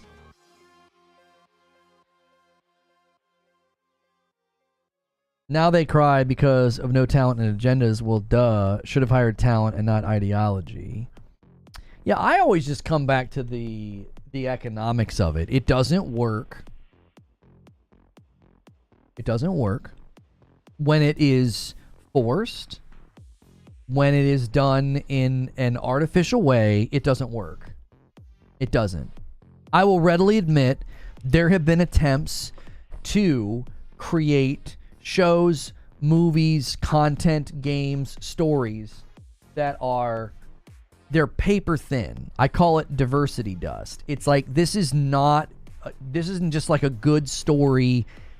Like, the Black Panther movie is a perfect example of like, just tell an amazing story about the characters and they are black, but you're not like going into a story and being like, no, we got to race swap, we got to sprinkle diversity dust on this show or this movie because that's important now, right? It doesn't work. They've tried it and it doesn't work. Marvel's tried it A handful of other of studios and games have tried stuff like this, and it just doesn't work. It gets rejected. It's not successful. But what we're doing now is we're overreacting, and we're saying, hey, anytime anything like this shows up, we're going to comb over it with a fine-tooth comb, and we're going to find every single thing we can so that we can lambaste this thing as woke. This is an agenda. And it's like, well, okay, but I think what you're going to end up doing is it's going to be the boy who cried woke. That's what's going to turn into. You can't just keep labeling everything this, because eventually it's either going to be clearly not true, and people are going to say, hey, wait a minute, that game was actually pretty good, or hey, that story was actually pretty good and we all misfired. Or that's either going to happen, or you're going to say it so much that it loses its definition. It's like, well, then everything is. It's kind of like grifter. Like the minute you see a YouTuber that you don't like, you just label them as a grifter. Like that word is also losing its potency. It's like, well, now everybody's a grifter. Everything's woke. And once that happens, it's like, once the potency dies for the term, you'll have to come up with something else. You'll have to come up with something else. Because eventually the audience is going to realize that, you know, this isn't true, this isn't real. And so when I see, like, how do we get here again? Well, it's happening with Avowed. So, like, when I see Avowed on the horizon, I want to be able to talk about a game as it exists, not this, like, alternative reality where Avowed is something else. They're about to end their whole movement if they cry about Ghosts of Yote. Well, I think Ghosts of Yote could be one of the catalysts to saying, you guys completely misfired. This is a fantastic game. There's no agenda here. It's just a great game. It's just a continuation of a franchise. That's all. Blizzard is delisting the OG Warcrafts from GOG, but GOG says it's going to preserve them forever anyway. Hands out a discount, announces new policy for its preservation program to boot. Really?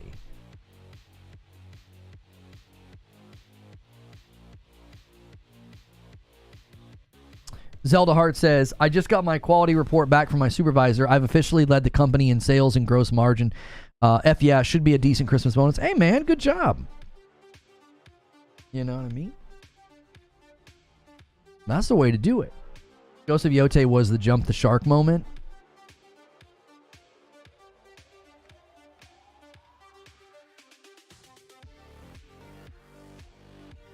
Did Sony publicly say they're not doing a showcase?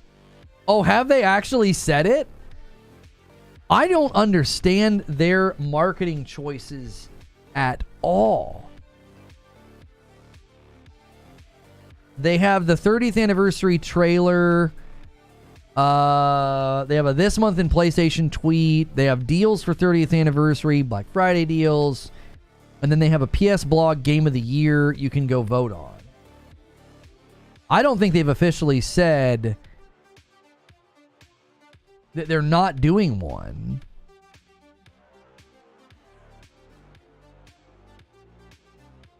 Apparently, PlayStation 5 Pro dev kits, you can enable a setting called base mode emulation, which switches the system back to normal PS5.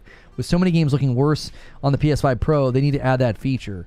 Well, you're saying so many games. How many games have released a bad patch right now? How many?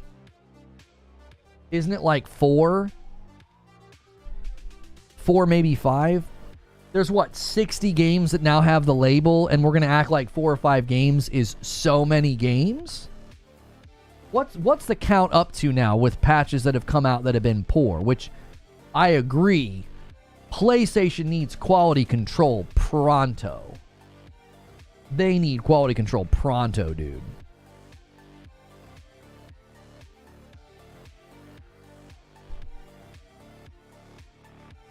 I would hardly call those clowns anti-woke clowns have a movement. Most are just an ignorant gaggle of people yelling about things they don't have a clue about. Homie, I don't know if you've seen the viewership on the videos about this sort of thing. They tend to do very well. And the reason they do well, and see, this is the problem. You can't just dismiss this as some fringe group of dum-dums. I think that's a grave mistake. This happened with Critical Drinker recently, and Star Wars Theory about the Acolyte. Everybody acted like those guys, you know, created this movement or whatever that hurt the show. And it's like, no, they said something that resonated with a bunch of people. Go look at any video that any of those guys made about the Acolyte, and the viewership was crazy. There's a reason for that. There were tons of people that agreed with what those gentlemen were saying about Star Wars Acolyte. You don't have to agree. You could think Acolyte was great. You could wake up every day and sing The Power of Many, and that's your anthem for your life now. That doesn't matter. There was obviously tons of people that agreed.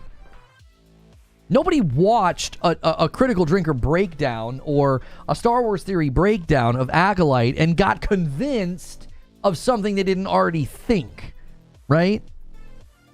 So the videos that are very much like, it's all about pattern recognition, they're making characters ugly, it's an agenda, this is woke, da-da-da-da-da-da-da. Those videos do incredibly well for a reason. There are tons of people that agree with what's being said. My frustration with it is there are better conversations to have. Like when Avowed comes out, I would rather talk about the game.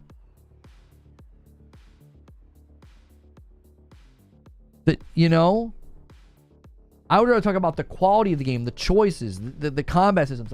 Like what I did this morning with Veilguard.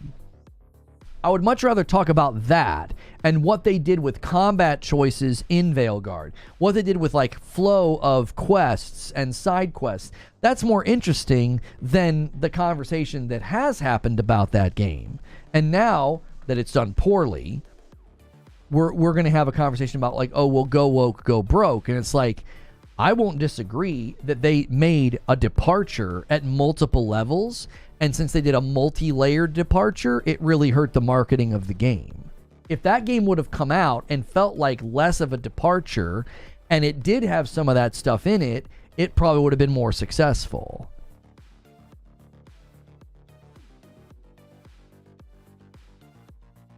Paul says, it's pushing too far at times to the point that I even have to push back against it. Right.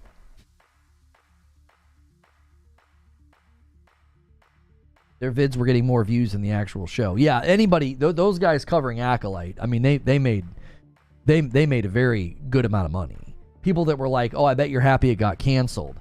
I got news for you. Those guys were probably cheering for that game to get that show to get a second season. They would have made a junk ton of money on that second season covering it. Yeah, Hadigan, the Avowed art director. We talked about it a little bit this morning in Morning Coffee, and my thoughts on that is very simple. I think a lot of the people now that are working on games, this is very, very analogous to what has happened with celebrities in Hollywood. We've seen that a lot of them are buffoons and idiots, and we've seen that they're basically just willing to be bought and paid for to be endorsers of anything, right? The veil has been pierced, and we're like, Hollywood's dumb and unhinged, and there was better when we didn't get like every single thing that they think on Twitter. And I think people attached to gaming projects have to see that you're attached to something bigger than yourself, and you have got to treat that with respect. You can't be out here saying the stuff that guy was saying, because you're taking on a potential amount of damage to the project. Like, the girl that's going to play Snow White.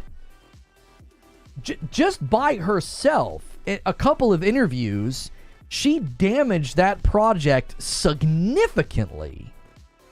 Just by being flippant and irreverent and disrespectful of a classic animated film in the history of film, you know, she wasn't very tactful, right? And so she damaged that project with just like a couple of interviews, just being flippant and silly, and not careful, and not respectful of what some people consider to be a very sacred piece of film history. And so, I think this is similar.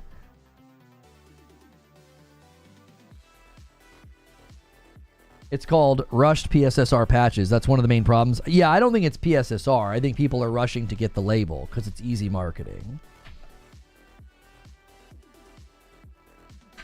If I worked on Avowed, I would be pissed at the guy. Yeah. Yeah, Prince Charming being a stalker. Yeah. You can only make an argument about gender swaps in anime, but they are considered beautiful people. Cloud's an example of a beautiful man. There wasn't any of these weird terminologies. I'm not sure what you mean.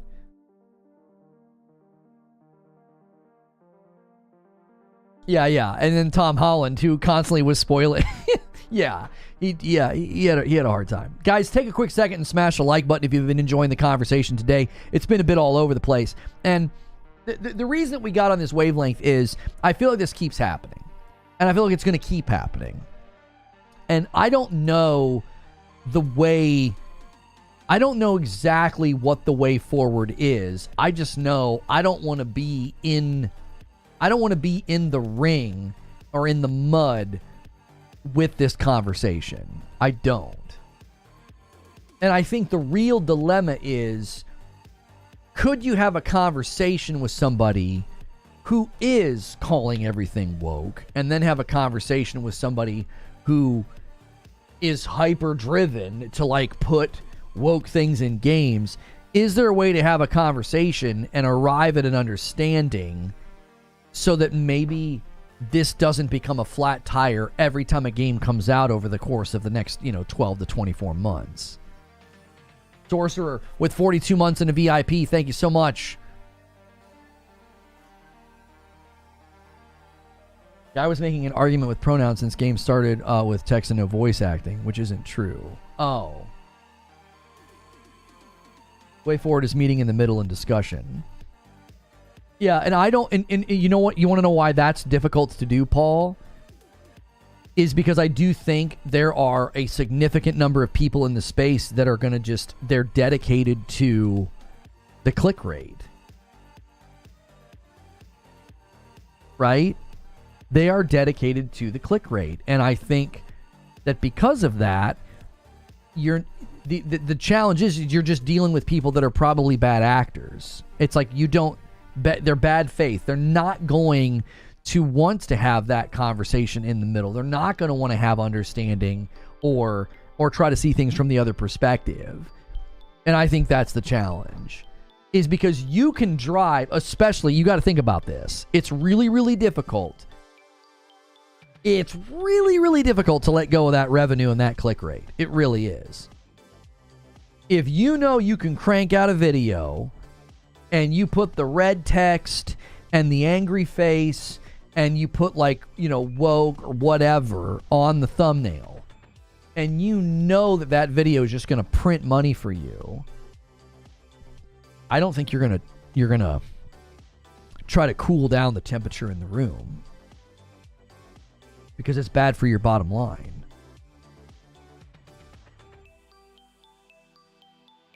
I think that's the genuine challenge. Because now you just have people fighting. Like, that's all that people are going to do. They're just going to start hurling mud at each other. I've got two thumbnails right now after Light of Motiram, the official reveal trailer. I've got two thumbnails of, Jaffe, and he decided to light up and to criticize somebody. And now there's a back and forth. And now people are commentating on the back and forth. And it's just like,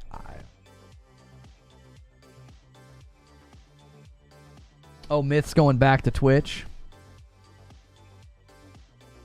I always liked him. I think people have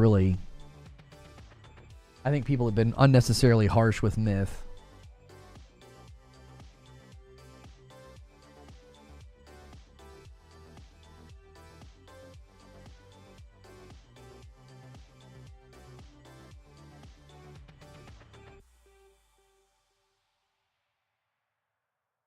Yeah, it's not even about that, MTO. It's not about, like, are they well liked or are they not well liked? It's just like, that's kind of where things are headed. And I'm just kind of like, oh, yeah. You know? I don't have an answer. I really, really don't. I ran into this exact same problem with the podcast that I did with Andrew Schwab. There is no algorithm for the middle. There isn't. If you try to have conversations about, you know, cultural issues, religious issues, political issues, and you try to have the conversation in a sensible way, and you want to hear out both sides or interact with both sides, you end up in a valley that there's nobody there. There's nobody there, because this is what's kind of happened, right? Is like, and this applies to video games, it applies to everything, is everybody's got what they think, and they're going to clamor to the side that tells them and agrees with them and repeats what they already think. And the people that would like to have a sensible conversation have largely vacated the premises. They're like, well, we don't, they're not going to come to YouTube. They're not going to come to Twitter to have a sensible conversation, because it's now made it clear that that's not a place for that to happen. I would love to have that, but it's almost impossible. Delta Boss with 7 months. Where I draw the line is accessibility versus advertisement. These woke things should be like a product in the store shelf. If I see it and I want to buy it, I'll buy it. Let me bump the line here. Thank you so much for renewing, and bumps the line to 113.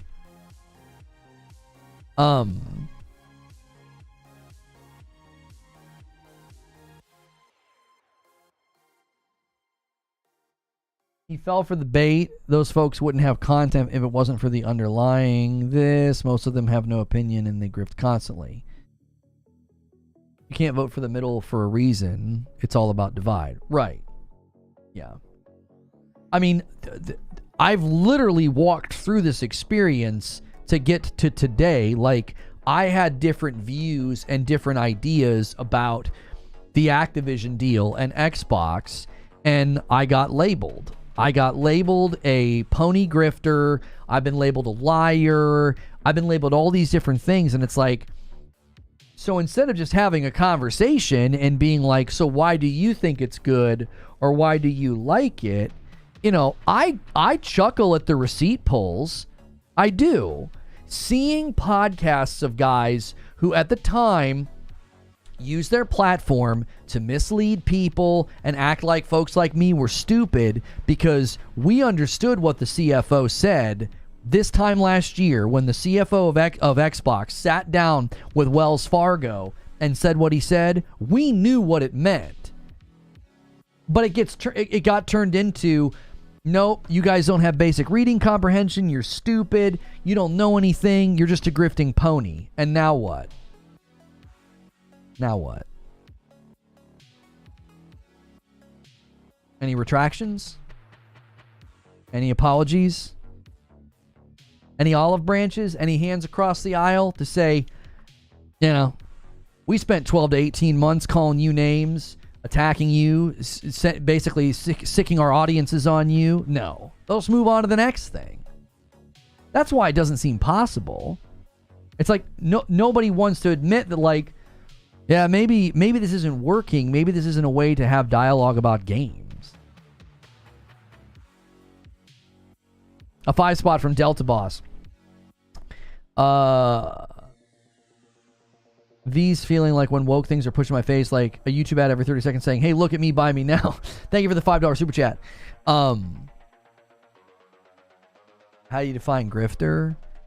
grifter is supposed to be a con man, and it can take on various forms. You could have somebody quite literally conning you out of money, but you could also have somebody making content and saying things that they don't believe, but they're saying it because they know they can get the click rates. Homie, I could do this with utter ease. It would be incredibly easy to lean into certain things. Look at me. Look at my face. Look at my demeanor. Look at my ability to communicate. It would be incredibly easy to get on this wavelength. It would be. Incredibly easy. Call everything woke. Stoke the disenfranchised hearts and minds of males across the world. And I could make a ton of money doing it. And I don't. I remember having a conversation with somebody. I said, you know what's going to happen? I said this, I think, like 2 years ago. I said there's going to be an explosion of content for disenfranchised men. There's going to be an explosion of it. I said this like 2 years ago. Like I saw the beginnings of it. I saw the rumblings of it. And don't get it twisted. I think a lot of this gaming content is quite literally doing that. It is. I think it is stoking the fires of people who feel disenfranchised and frustrated and angry. And I think I think they are probably very good reasons that they feel that way. But I think making content for that, it wouldn't be hard for me to do at all. But I would not be able to do it. It would go against my beliefs. It would go against my conscience. I wouldn't be able to do it. It would be incredibly easy. It doesn't take any ounce of talent to do that. It doesn't. And a 5-bomb from Risic. Thank you so much, taking us to 118. Risic, I still have a desire to have those types of conversations. Alana Pierce is leaving Santa Monica? Voluntarily, or are they doing layoffs?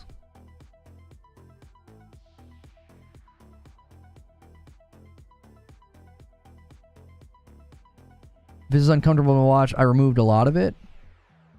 Can somebody give me the too long didn't read? I've always liked her and her content. I thought her video on Wicked was hilarious.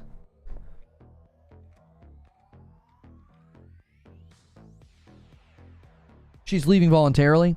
It wouldn't last because at the core there's no heart to it.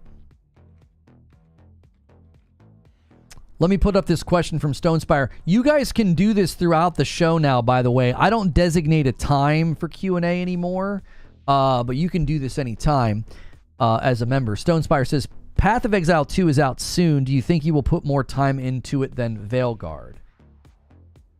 Well, my thought on Path of Exile 2 is it looks awesome.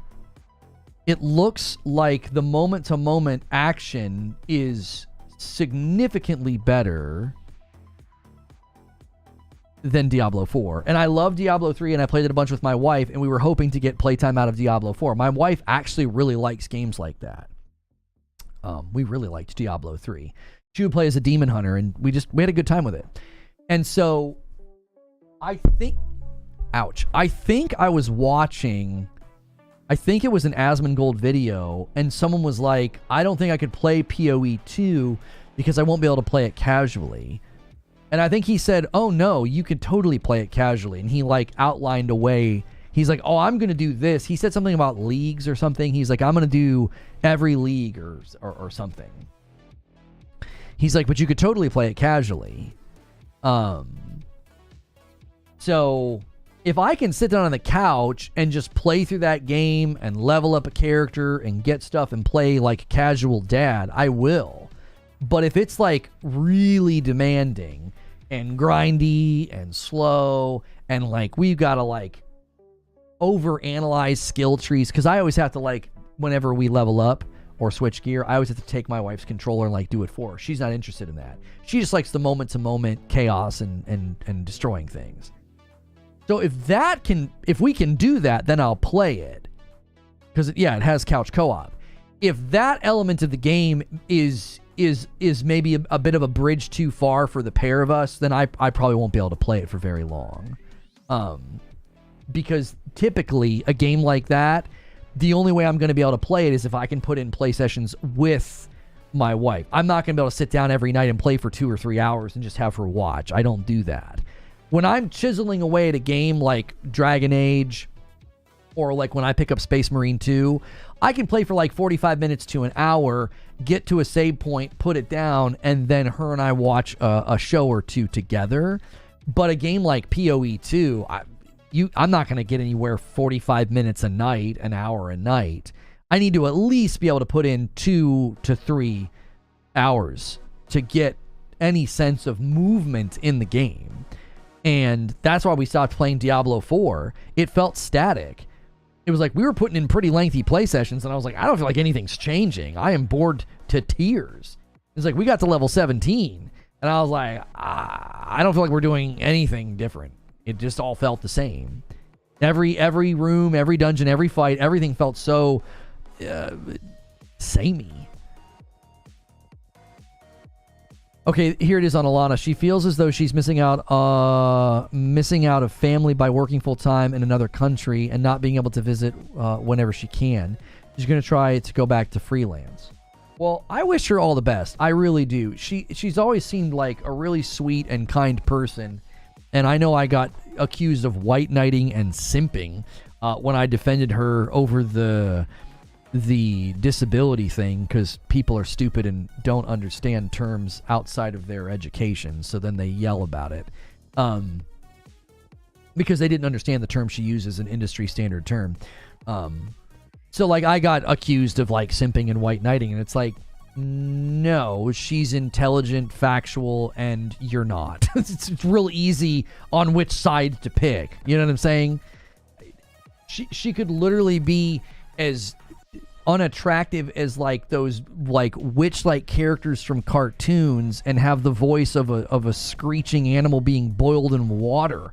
It doesn't matter. She was factual and correct, and they weren't. Like, yes, obviously she's attractive and she's got like the accent going for it, but that's not at all what motivated my defense of her position. My defense of her position was that it was a factual position.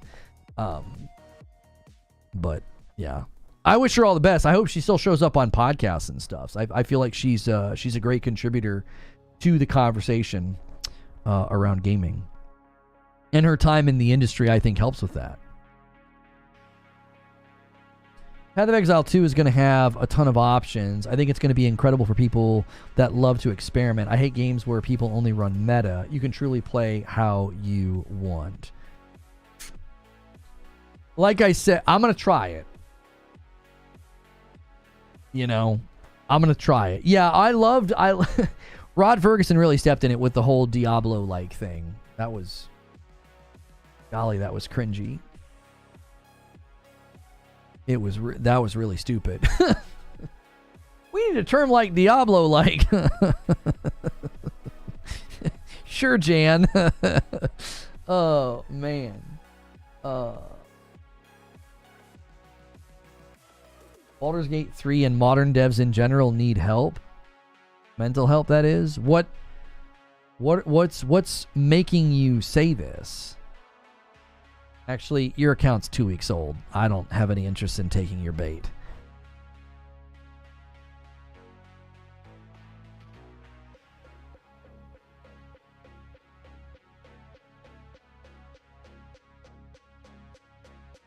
This one was too long for YouTube. As a young man myself, born in 2004, oh, you are young, I was part of that crowd that was all doom and gloom and gaming is going woke, and honestly, it probably had a lot to do with the kind of content the algorithm was feeding me. The YouTube algorithm is super predatory. So, as you've gone through this, you now don't think that, I take it. You partake in my content, and I don't get on that wavelength at all. I'm very much anti gaming is over and going woke. What was it that made you change your viewpoint?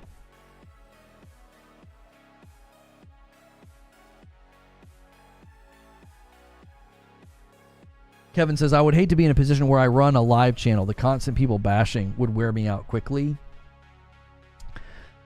I definitely think that there are times where it gets to you more than others, but there's also, I think you do hit, at least I have, you hit a space and a time where you say, they're going to do it no matter what, and it's almost always a personal issue that they're working out. The old mantra that hurt people. It's like people that are on a wavelength of hate. It's like if you can get to a place where you see it for what it is, and it's like you're on this wavelength of hate because you are at some level deeply unhappy. Something is wrong. And this is your attempt to solve it. I think when you get there, it's easy to not take it serious and to not take it personal. Now, I'm saying it's easy, but I'm also saying when you get there, I think getting there is the challenge. It's really, really hard to get there and to see, you see them for what they are. It's like that moment in The Hobbit where Bilbo is going to run Gollum through, but then he sees how pitiful he is. And this leads to the greatest speech of all, that Rings of Power can't take away from Gandalf, because Rings of Power is garbage. You can't take this from Gandalf. But when he says, pity, it was a pity. It was a pity that stayed his hand, right? Like, Bilbo sees him for how pathetic that he is, how pitiful Gollum is, and he doesn't kill him, right? And so I think when you get to a point where you see somebody who is always lashing out, always hating, always being, on a wavelength of being unkind and hateful, you see them the way that Bilbo saw Gollum. It's like they're pitiful, so you learn to not take it personal. I think it's really, really hard to get there because they're attacking you, they're attacking your livelihood, they're attacking your integrity, and it's hard not to want to defend yourself. It's instinctive, right? It's like the test where people put their hand on the glass, and the snake strikes the glass. It's like it's hard not to protect yourself. That's just kind of the default. The default is to want to defend yourself. It takes a lot of work to let go of that and say, I'm just not going to. There's no point. Vice King says, I was watching some of the channels that clip you and make like 10 to 15 minute videos about you, so I decided to check you out. And through that, I learned that the issue was that I wasn't knowledgeable enough about the greater gaming sphere or truly know what was going on. So it was super easy just to decry everything as woke instead of going in depth about the actual issues. Yeah, I mean, we've gotten more and more people that have gone through that experience. They see me in a video and they're like, okay, and then they see me in another video and another video and another video, and they're like, okay, well, I'm gonna go check this guy out. And then they decide, well, wait, I don't think I've gotten a clear picture of this person. That's why I've never been a big fan of that back and forth, because I feel like what ends up happening is nobody is actually engaging with the real person. They're mocking and making fun of a caricature of me. It's a figment of their imagination that a 10-second clip can maintain that image of like, this guy's stupid, he's an idiot, he doesn't know what he's talking about, right? Like, you can take small snippets and clips and you can maintain like, this guy's an absolute, moron, or this guy's a pony or whatever. And they're never actually engaging with me as I actually exist. And so that's why I've never wanted to get into that, because what ends up happening is then I do it in kind. I turn around and do it right back. you know. So what's this guy saying?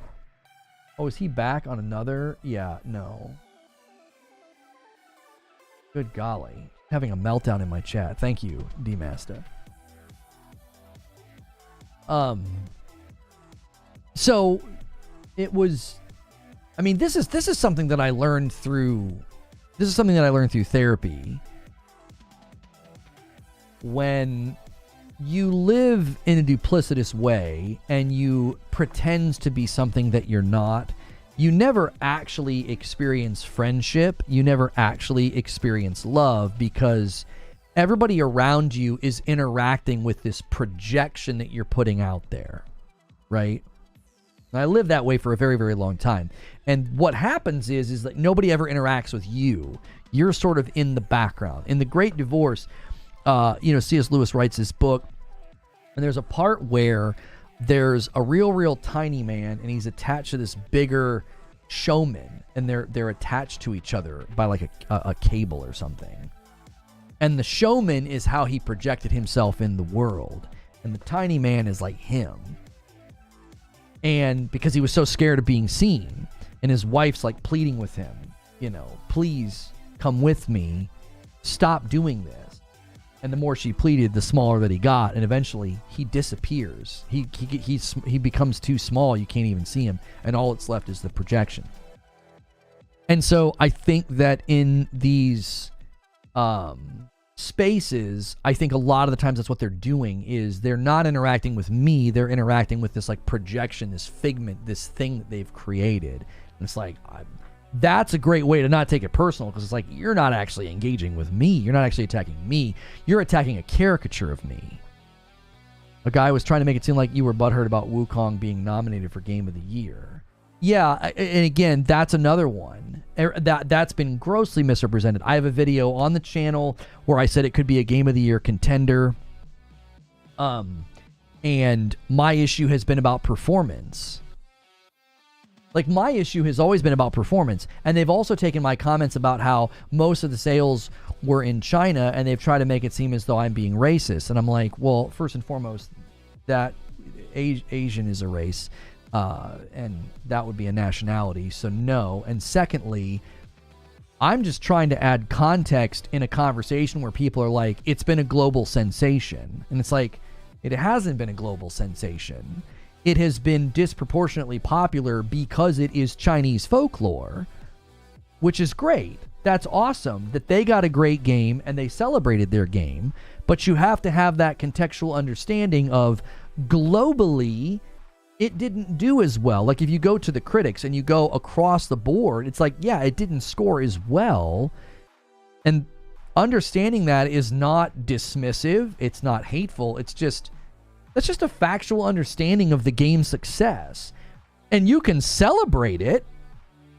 You can celebrate and say, hey, that's great for people who grew up with the story, people who grew up, in either a setting where they heard the story, or maybe they're not even in China anymore, and they think it's great that something from their heritage is being celebrated. There's nothing wrong with that at all. I was never once doing it in like this negative, hateful, dismissive way, but because that's the mechanism by which they get clicks, is through hate and lies. That's what they'll do. They'll just spew hate, project hate, and lie about me and say, oh yeah, look at this guy, look at this terrible thing that he said. And it's like, I had all these people coming to my comments, and I was like, I never once made it about, oh yeah, it doesn't count, it doesn't matter, oh yeah. It's like, that was never the point that I was making. So is Batman doing that with the bat signal? Is he projecting himself, which is already a projection of Bruce? Maybe double projection. Right. There were a couple of YouTube guys that dragged the Wukong stuff out this weekend. Yeah, and again, I don't take it personal, because it's like, if you want to lie and misrepresent my position and misrepresent my statements, I mean, that's your choice. You can choose to live your life and conduct yourself and your content in that way. You're not talking about me. You're not talking about what I actually think. You've created some figment, some thing that you just are trying to get a click rate off of. okay, I'm watching my sub count. And I'm like, thanks for the attention, thanks for the free press. You can't pay for that. So to me, I think that if you can get to that place, I think you can get to the place where like it's just like water off a duck's back. It's like, okay, fine, And I think that comes back to the conversation around gaming. Can you have a genuine conversation about Avowed? And I think it's difficult because if you try to have a genuine conversation with like another creator, you're going to end up interacting with people like that. And it's like, they're not going to be there for the real conversation. They're just going to be there to be a bad faith buffoon. And it's like, I'm just not interested in that. So, yo, what's good, Berto? How are you? Hope you had a great time with family. I did have a great time with family. Thank you.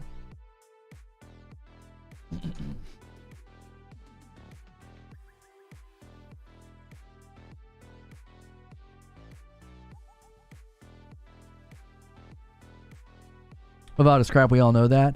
I mean, the thing that shocks me the most about Avowed is how many people are talking about it as if it's going to be incredible. That's the thing that shocks me, because I don't see it. I'm not...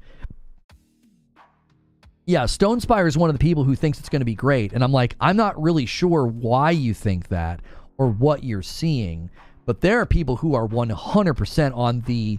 Yeah, dude, Avowed's going to be awesome. And I'm like, I don't see it. I don't know what it is. I don't know why you think that,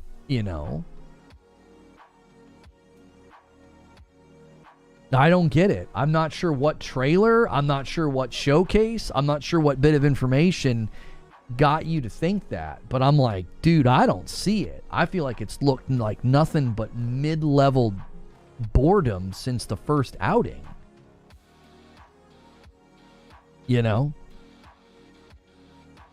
Since the very first outing, I've been like, huh? You think the first person looks great? I don't know. I can't see it. Like, so games that don't interest me, I can typically tap into why people are excited. Like, I saw footage of Tekken 8 or Street Fighter, and I'm like, oh yeah, I can see why people are excited. Happy holidays. Thank you, Jaggy, with 39 months. And he bumps the line to 119.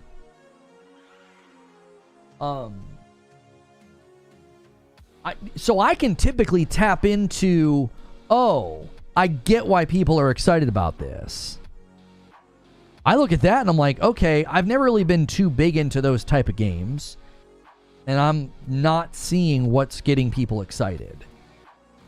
I'm not quite sure if that's just because the perspective immediately throws me off, or is it something else? I just don't know.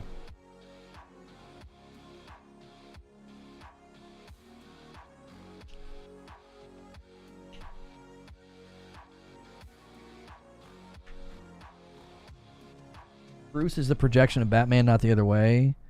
Second, the voice kept calling me Bruce. In my mind, that's not what I call myself. Well, I mean, I guess it depends on which story arc of Batman you read. I was with you, but I have little hope based on previews from people like Skill Up. Yeah, him and Force Gaming made me think, okay, maybe this thing is going to be pretty good. But previews tend to be like that. Previews tend to be pretty positive, and I'm like, yeah, okay, I don't know what to tell you. Guys, real quick, let's try to get 300 likes, a nice strong start back after a week off, crazy amount of members, and then the Super Chat goal is halfway there. I will give 5 members on the Super Chat goal. We need to have a conversation at members probably about this with the member goal and what I've been doing, because it's been harmful, I think, and I've got to rethink some things with, like, yeah, the gifting 5 every 25. Now that we count renewals, it's not good. Yeah. I just looked at some stuff and crunched some numbers, and I was like, yeah, we can't keep doing this. It's not sustainable. It's harming me. So we're going to have to think about a different threshold. I like gifting every so many. I think that's fun. I like having incentives. But we made that change a couple of months ago where we count renewals, which I think is right and awesome. But we have so many people constantly renewing that it's now becoming counterproductive. So, yeah. I crunched some numbers and saw some things, and I was like, oh, maybe we miscalculated what effect this was going to have on things. So. Stonespire says, it's built in a world that I'm familiar with, First Pillars game. It's unique looking compared to a lot of bland games that have come out recently. It's from the same people who made Outer Worlds, which I played through start to finish 3 times. Their visual style and storytelling is fantastic. This and other things I have seen in the footage from those that played for 8 to 10 hours, it made me feel very excited. Just don't do the double counting thing. I like counting renewals, though. I think we should count renewals. I think we should. I just think we have to think about the interval with which I gift. It's damaging. It's not helpful. Yeah. I didn't realize it. I thought, oh, well, you know, there's this many people who renew every month. And we're only counting pluses and above. And even still, it's been harmful. And I was like, oh, I got kind of a shock this morning when I went and looked. Polarin with 20 months in American Plus. Hope Thanksgiving was awesome. Thank you very much, dude. I think we might have to just switch it to 5 every 50 or something. Paying members don't get hyped about you gifting 5 every 25. Just stop doing it. It's not an actual incentive in my opinion. Yeah, it's being harmful. Like all of a sudden I realized that, like, I crunched some numbers and I was like, man, this is not, something's wrong. And then I went and looked and I was like, oh. And I was like, yeah, I think we just need to switch it to 5 every 50 maybe, because now that we are counting renewals. No, I don't want a separate counter for renewals because that's confusing. It's already confusing enough because we count Member Plus and VIP, but we can't count the base because I can't tell if a base is a gifted or not. Oh, Forza on PS5. Yeah, that was part of the show open. So Forza coming to PlayStation 5. It hit last week, according to Insider Gaming. Ecstasis is one of the insiders who is now claiming that they had it ready and they delayed it. Now, that could line up with something else that Ecstasis claimed. Ecstasis claimed that they were going to slow down the ports because of the negative reception to Indiana Jones. So, it's not an incentive for us because we're here. We gain nothing from more members being given out.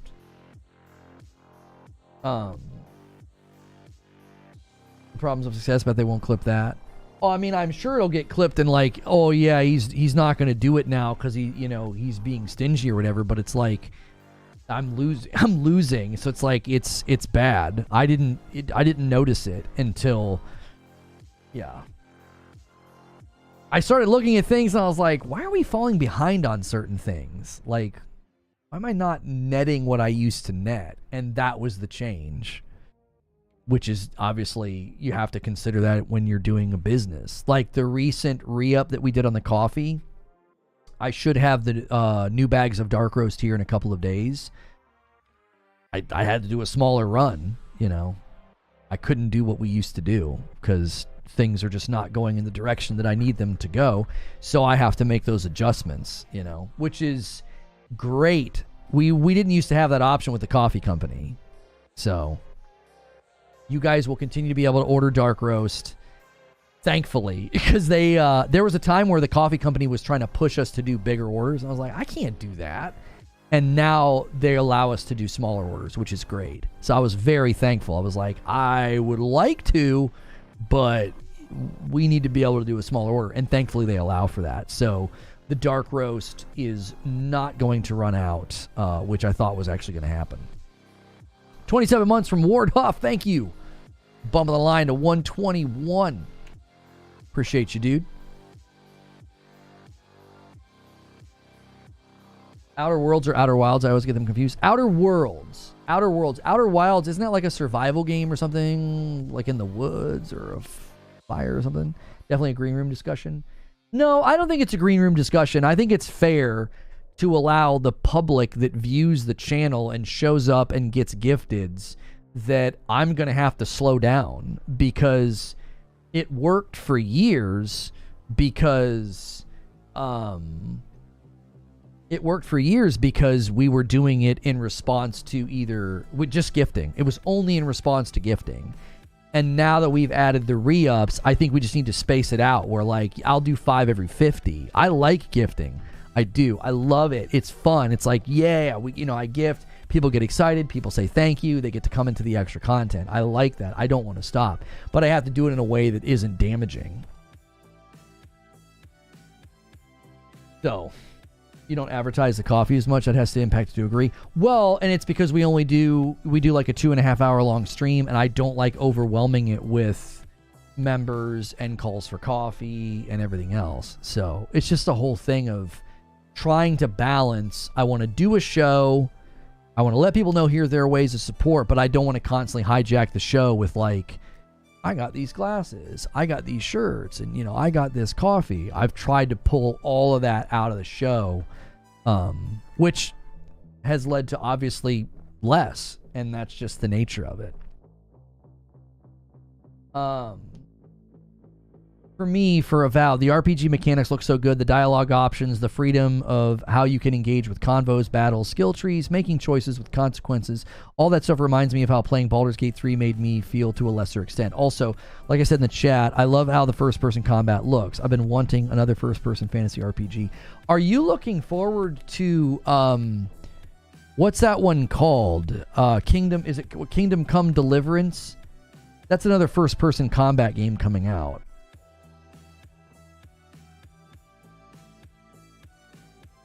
Would the double-ups be more of a problem? Towards the end of some of the shows, you would suddenly double the gifting amount you were dropping. I only did a couple of those... gauntlets where I would be like, hey, if we do it, yeah, I'll double. I only did it a couple of times. I don't think it would be as big... That wouldn't have the impact that I'm seeing. The impact that I'm seeing is I'm spending a lot more than I should. I only did that a couple of times. So when I saw that, I was like, what the frick? And then I went and looked and I was like, yeah, I'm going to have to space it out. I'm just going to have to. It was originally an incentive for gifting, and it can't go back to that. Because of how we track it. I love and think we should celebrate renewals. And I think they should be included in the count and the weekly goal.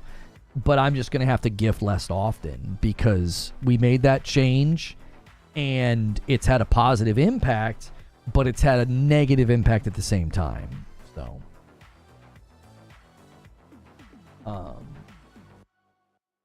you do it on good days anyway, where we usually already donate a ton of gifted. Yeah, usually it was on a day like that, yeah. And it was like we were already crushing it. Kingdom Come Deliverance looks stunning. Combat looks weighty and good. Apparently, it might not hit 60 FPS on console. Yeah. Yeah. I saw, yeah, I mean, there was a tweet that went kind of viral. The guy, he put up a clip of that game, and he said that it needs to go back into the oven and that Avowed looks way better, which, wait,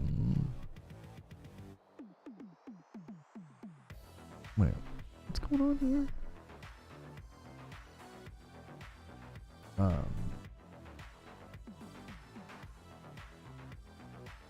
I'm getting like multiple emails. What did my wife do with this?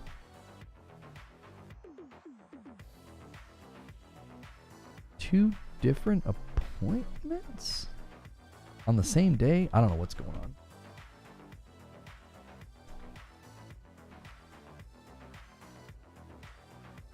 It's just Obsidian then that ties them together. I answered your question in Discord. Yeah, I just read it. I mean, yeah. I mean, you guys are seeing things and threads and quality points that, yeah, I don't see. Did you see his timeline on those comments? Huh? What are you talking about, Butters?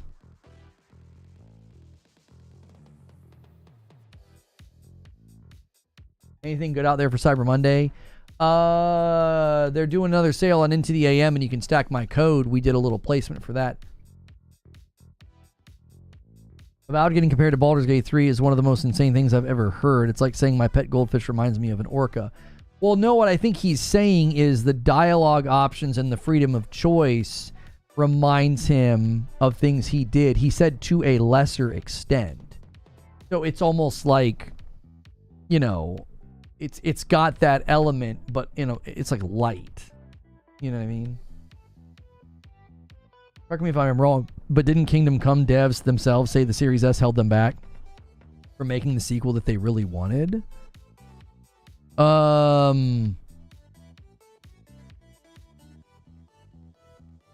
Did they say that?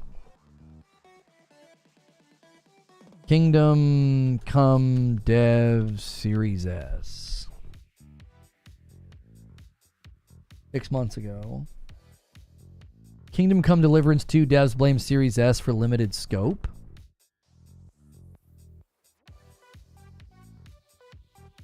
Every single frickin' website now. So egregious with the pop-ups. No, I don't want alerts from your dadgum site. I'm just here to read an article, brother.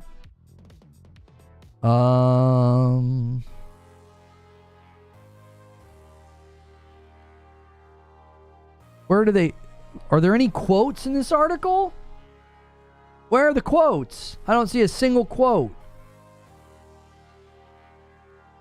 As reported by Zing, they have this upcoming game.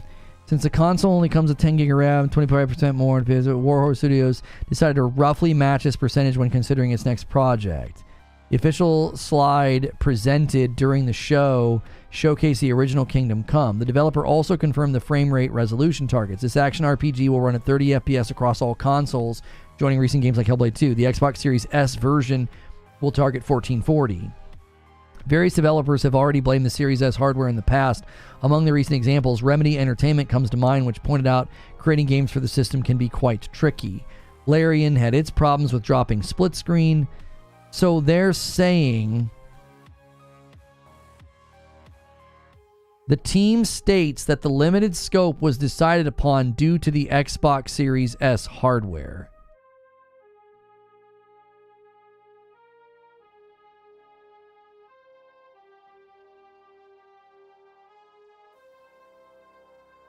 And Butters is saying, the guy that said Kingdom Come Deliverance 2 needs to cook more. Oh, I don't know. He just tweeted a video and said, keep this in the oven. Avowed looks way better. And I was like, sure, Jan. I didn't agree with that at all.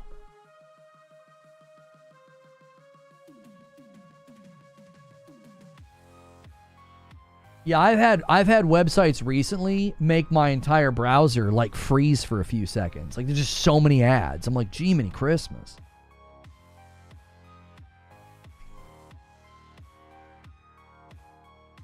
To blame the potato. This was something developers tried to draw people's attention to when the Series S was announced. id Software said that's going to have an effect because when you go to make your project, if you're in contract for the title to come to Xbox, you're going to say, we have to limit the scope to work within what the Series S can do. I'm telling you, everybody keeps accusing me of, not everybody, but I get accused of hate and bashing on the Series S, but I'm here to tell you, all of those first-party Xbox studios are dealing with this. They are. They have to look at that first, and it dictates so much. 8 gig of usable memory. 8. That at the beginning of every project underneath Xbox ownership has to wrangle with that. Good luck. I've continued to say I think it's why the cadence from their studios has been rough and slow. And it's why games come out at 30 and games come out not ready or games come out missing features or whatever the case may be. That conversation is at this point is a dead horse that people try to prop up like Weekend at Bernie's and act like it's alive. It's like, no, the horse is dead. The conversation is over. That thing has absolutely lampooned that gen and those studios. No ifs, ands, or buts about it. Series S has completely, not lampooned. I said this before and somebody said that's the wrong way. It's torpedoed. Completely torpedoed the entire gen. Why 30 on all consoles? Well, if they're going to rein in scope and target, that's what they're going to do. They're just going to be like, yeah, just shoot for 30. Shoot for 30. Redfall launched at 30. Starfield launched at 30. Avowed's launching at 30. Hellblade 2 launched at 30. What's the pattern? Like what? It seems like if you're building a game and you're an Xbox studio and you're like, hey, we got to rein in scope of the project. One of the things they also rein is they just rein in the frames per second. They're like, yeah, just launch it at 30. We can push out 60 later. Starfield got a patch later. Redfall got a patch later. Hellblade 2 probably can't because of everything they baked in with lighting and stuff. It was just such a heavy game. So, yeah. This is not an Xbox game. Parity should not matter. I'm not citing parity. I'm not. I'm citing project scope. What does that have to do with Xbox? It affects project scope. If you're making your game and from the beginning you rein in scope because of the Series S, it makes it easier to build the game to just say, we're just going to target 30. We're not going to try to have this version hitting 60 and this version hitting 30. No, they're like, yeah, just let's just shoot for 30. And then they can boost it later. What I'm citing Xbox is look at the Xbox first-party studio games that have come out, and they all follow the same dadgum pattern of not ready and being at 30 FPS, with the exception of Forza Motorsport, Forza Horizon, and Halo Infinite wasn't even an next-gen game. So it's like, so the pattern is simple. Redfall, Starfield, Hellblade 2, Avowed. They all launched at 30, and then 2 of them got 60 FPS later. Avowed will likely get a 60 FPS patch later on the Series X. And now we've got commentary from a third-party dev saying, well, we reined in the scope of our project because of the Series S, and now it's 30 FPS on consoles. Those two things are holding hands. Those two things are literally holding hands. They're connected. Starfield literally built for the Series S. Feel bad for Bethesda Game Studios. There was going to be a whole economy with ship components and factories that worked into base building that linked with ship construction. Where did we learn it? Where'd you hear about that? Yeah, hotshot. You don't need 60 FPS. Yeah, is Flight Sim at 30 as well? Oh, Flight Sim has been a disaster. Golly. Yeah, Indiana Jones is 60. Yeah. We'll see tech breakdowns of, machine games would have been shocking for them. Doom the Dark Ages will also be 60. It's not every game, but when you see the pattern and you look at the things connected, it's not hard to trace the dots back to the source. Exceptions to the rule don't disprove the rule. There is a greater pattern of games coming out that aren't ready, that seemingly had trouble coming to market and were capped at 30. And you have developers that have said, that machine constrains what we can do. It limits what we can do. It takes more time. Even Matt Booty said, yeah, it takes more work.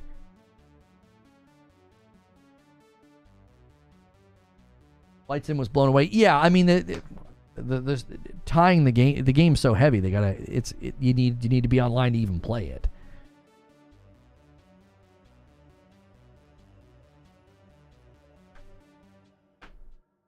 That's not in the realm of this discussion. I didn't bring up Flight Sim. Somebody in chat brought up Flight Sim. I didn't invoke Flight Sim. Somebody else brought it up.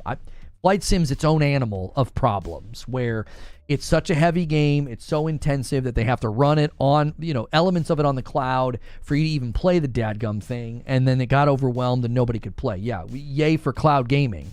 One game, and you can't get it to run, and you want to run, and you want to like... And people think cloud gaming, like, yeah, cloud gaming's the future.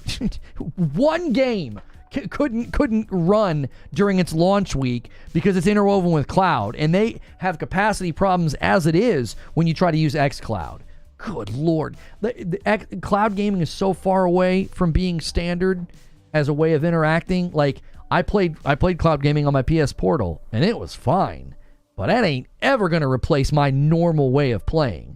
I had pretty consistent latency. I was in the same room as the router, and I was getting latency and getting hiccups. No thanks. Let me play native every day of the week.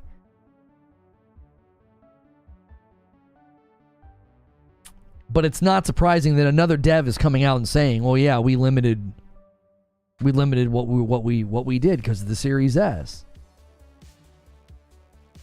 The thing that confuses me is comparing Kingdom Come 2 to first-party titles is why they're having issues when other third-party devs aren't having the same issues launching at 60 on all platforms. We've talked about how it's mostly just first-party Xbox games. Most multiplats recently have had performance modes. Why is this one different? You'd have to ask them, Lone Wolf. They quite literally, in a presentation, cited the Series S as limiting the scope of their project. It's incredibly hard for me to believe that if that thing was launching as a PlayStation exclusive, that they wouldn't hit 60.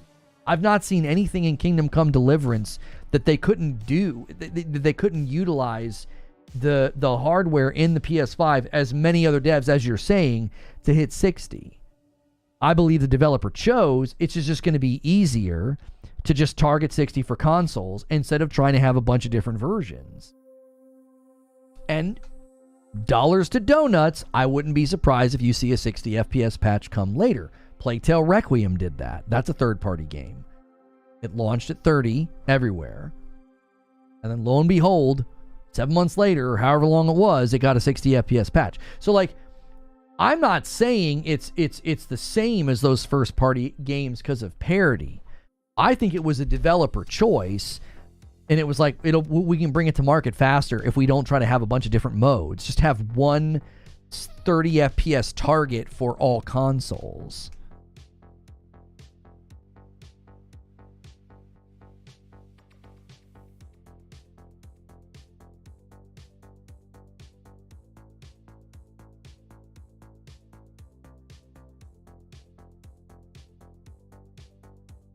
Yo, it's good, Nitro Fusion. We got to go to writer's room. I stretched a little bit because I was gone for a week and didn't want to immediately bounce, but we got to go to writer's room.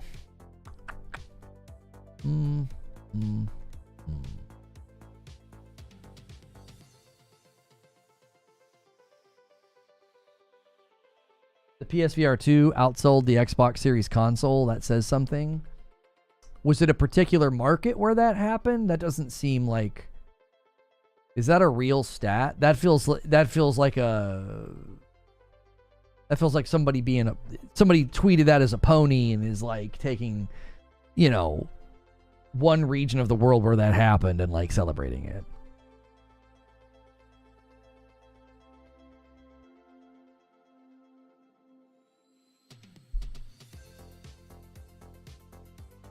No, I'm good, Mama. No. Stop it. No, Mama.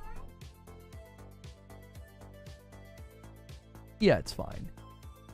No.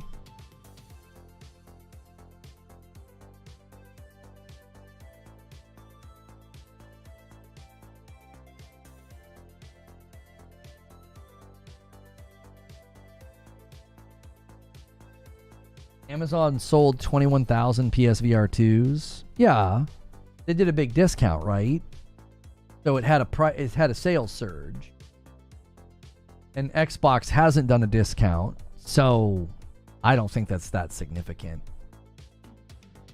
I mean, it's obviously like, oh, holy crap, like for a VR unit to outsell a mainline console, you know. All right, click the link in chat. We're going to Writer's Room. Thank you guys so much for supporting the channel. Hit like on your way out, and we'll figure out what we're going to do. And we'll figure out what we're going to do with this as well. I've got to pump the brakes right now because it was bad. I wasn't paying attention, and it got bad. And I was like, oh, golly. So we'll figure it out in Writer's Room. Thanks so much for being a member to the channel. If this showed up in your feed, it's because you're a member. You may have gotten a gifted member, and thank you so much for getting a gifted membership. And I'm going to end the previous stream, and I'm going to bring folks over with a redirect. And you guys can also click the link in chat, and we're going to figure out what we're going to do. We're going to make a couple of changes with how I gift members and how often, as well as what we're going to do with the content tomorrow, as far as the show and an upload and all that. I'm going to change the thumbnail on that stream because we're no longer live.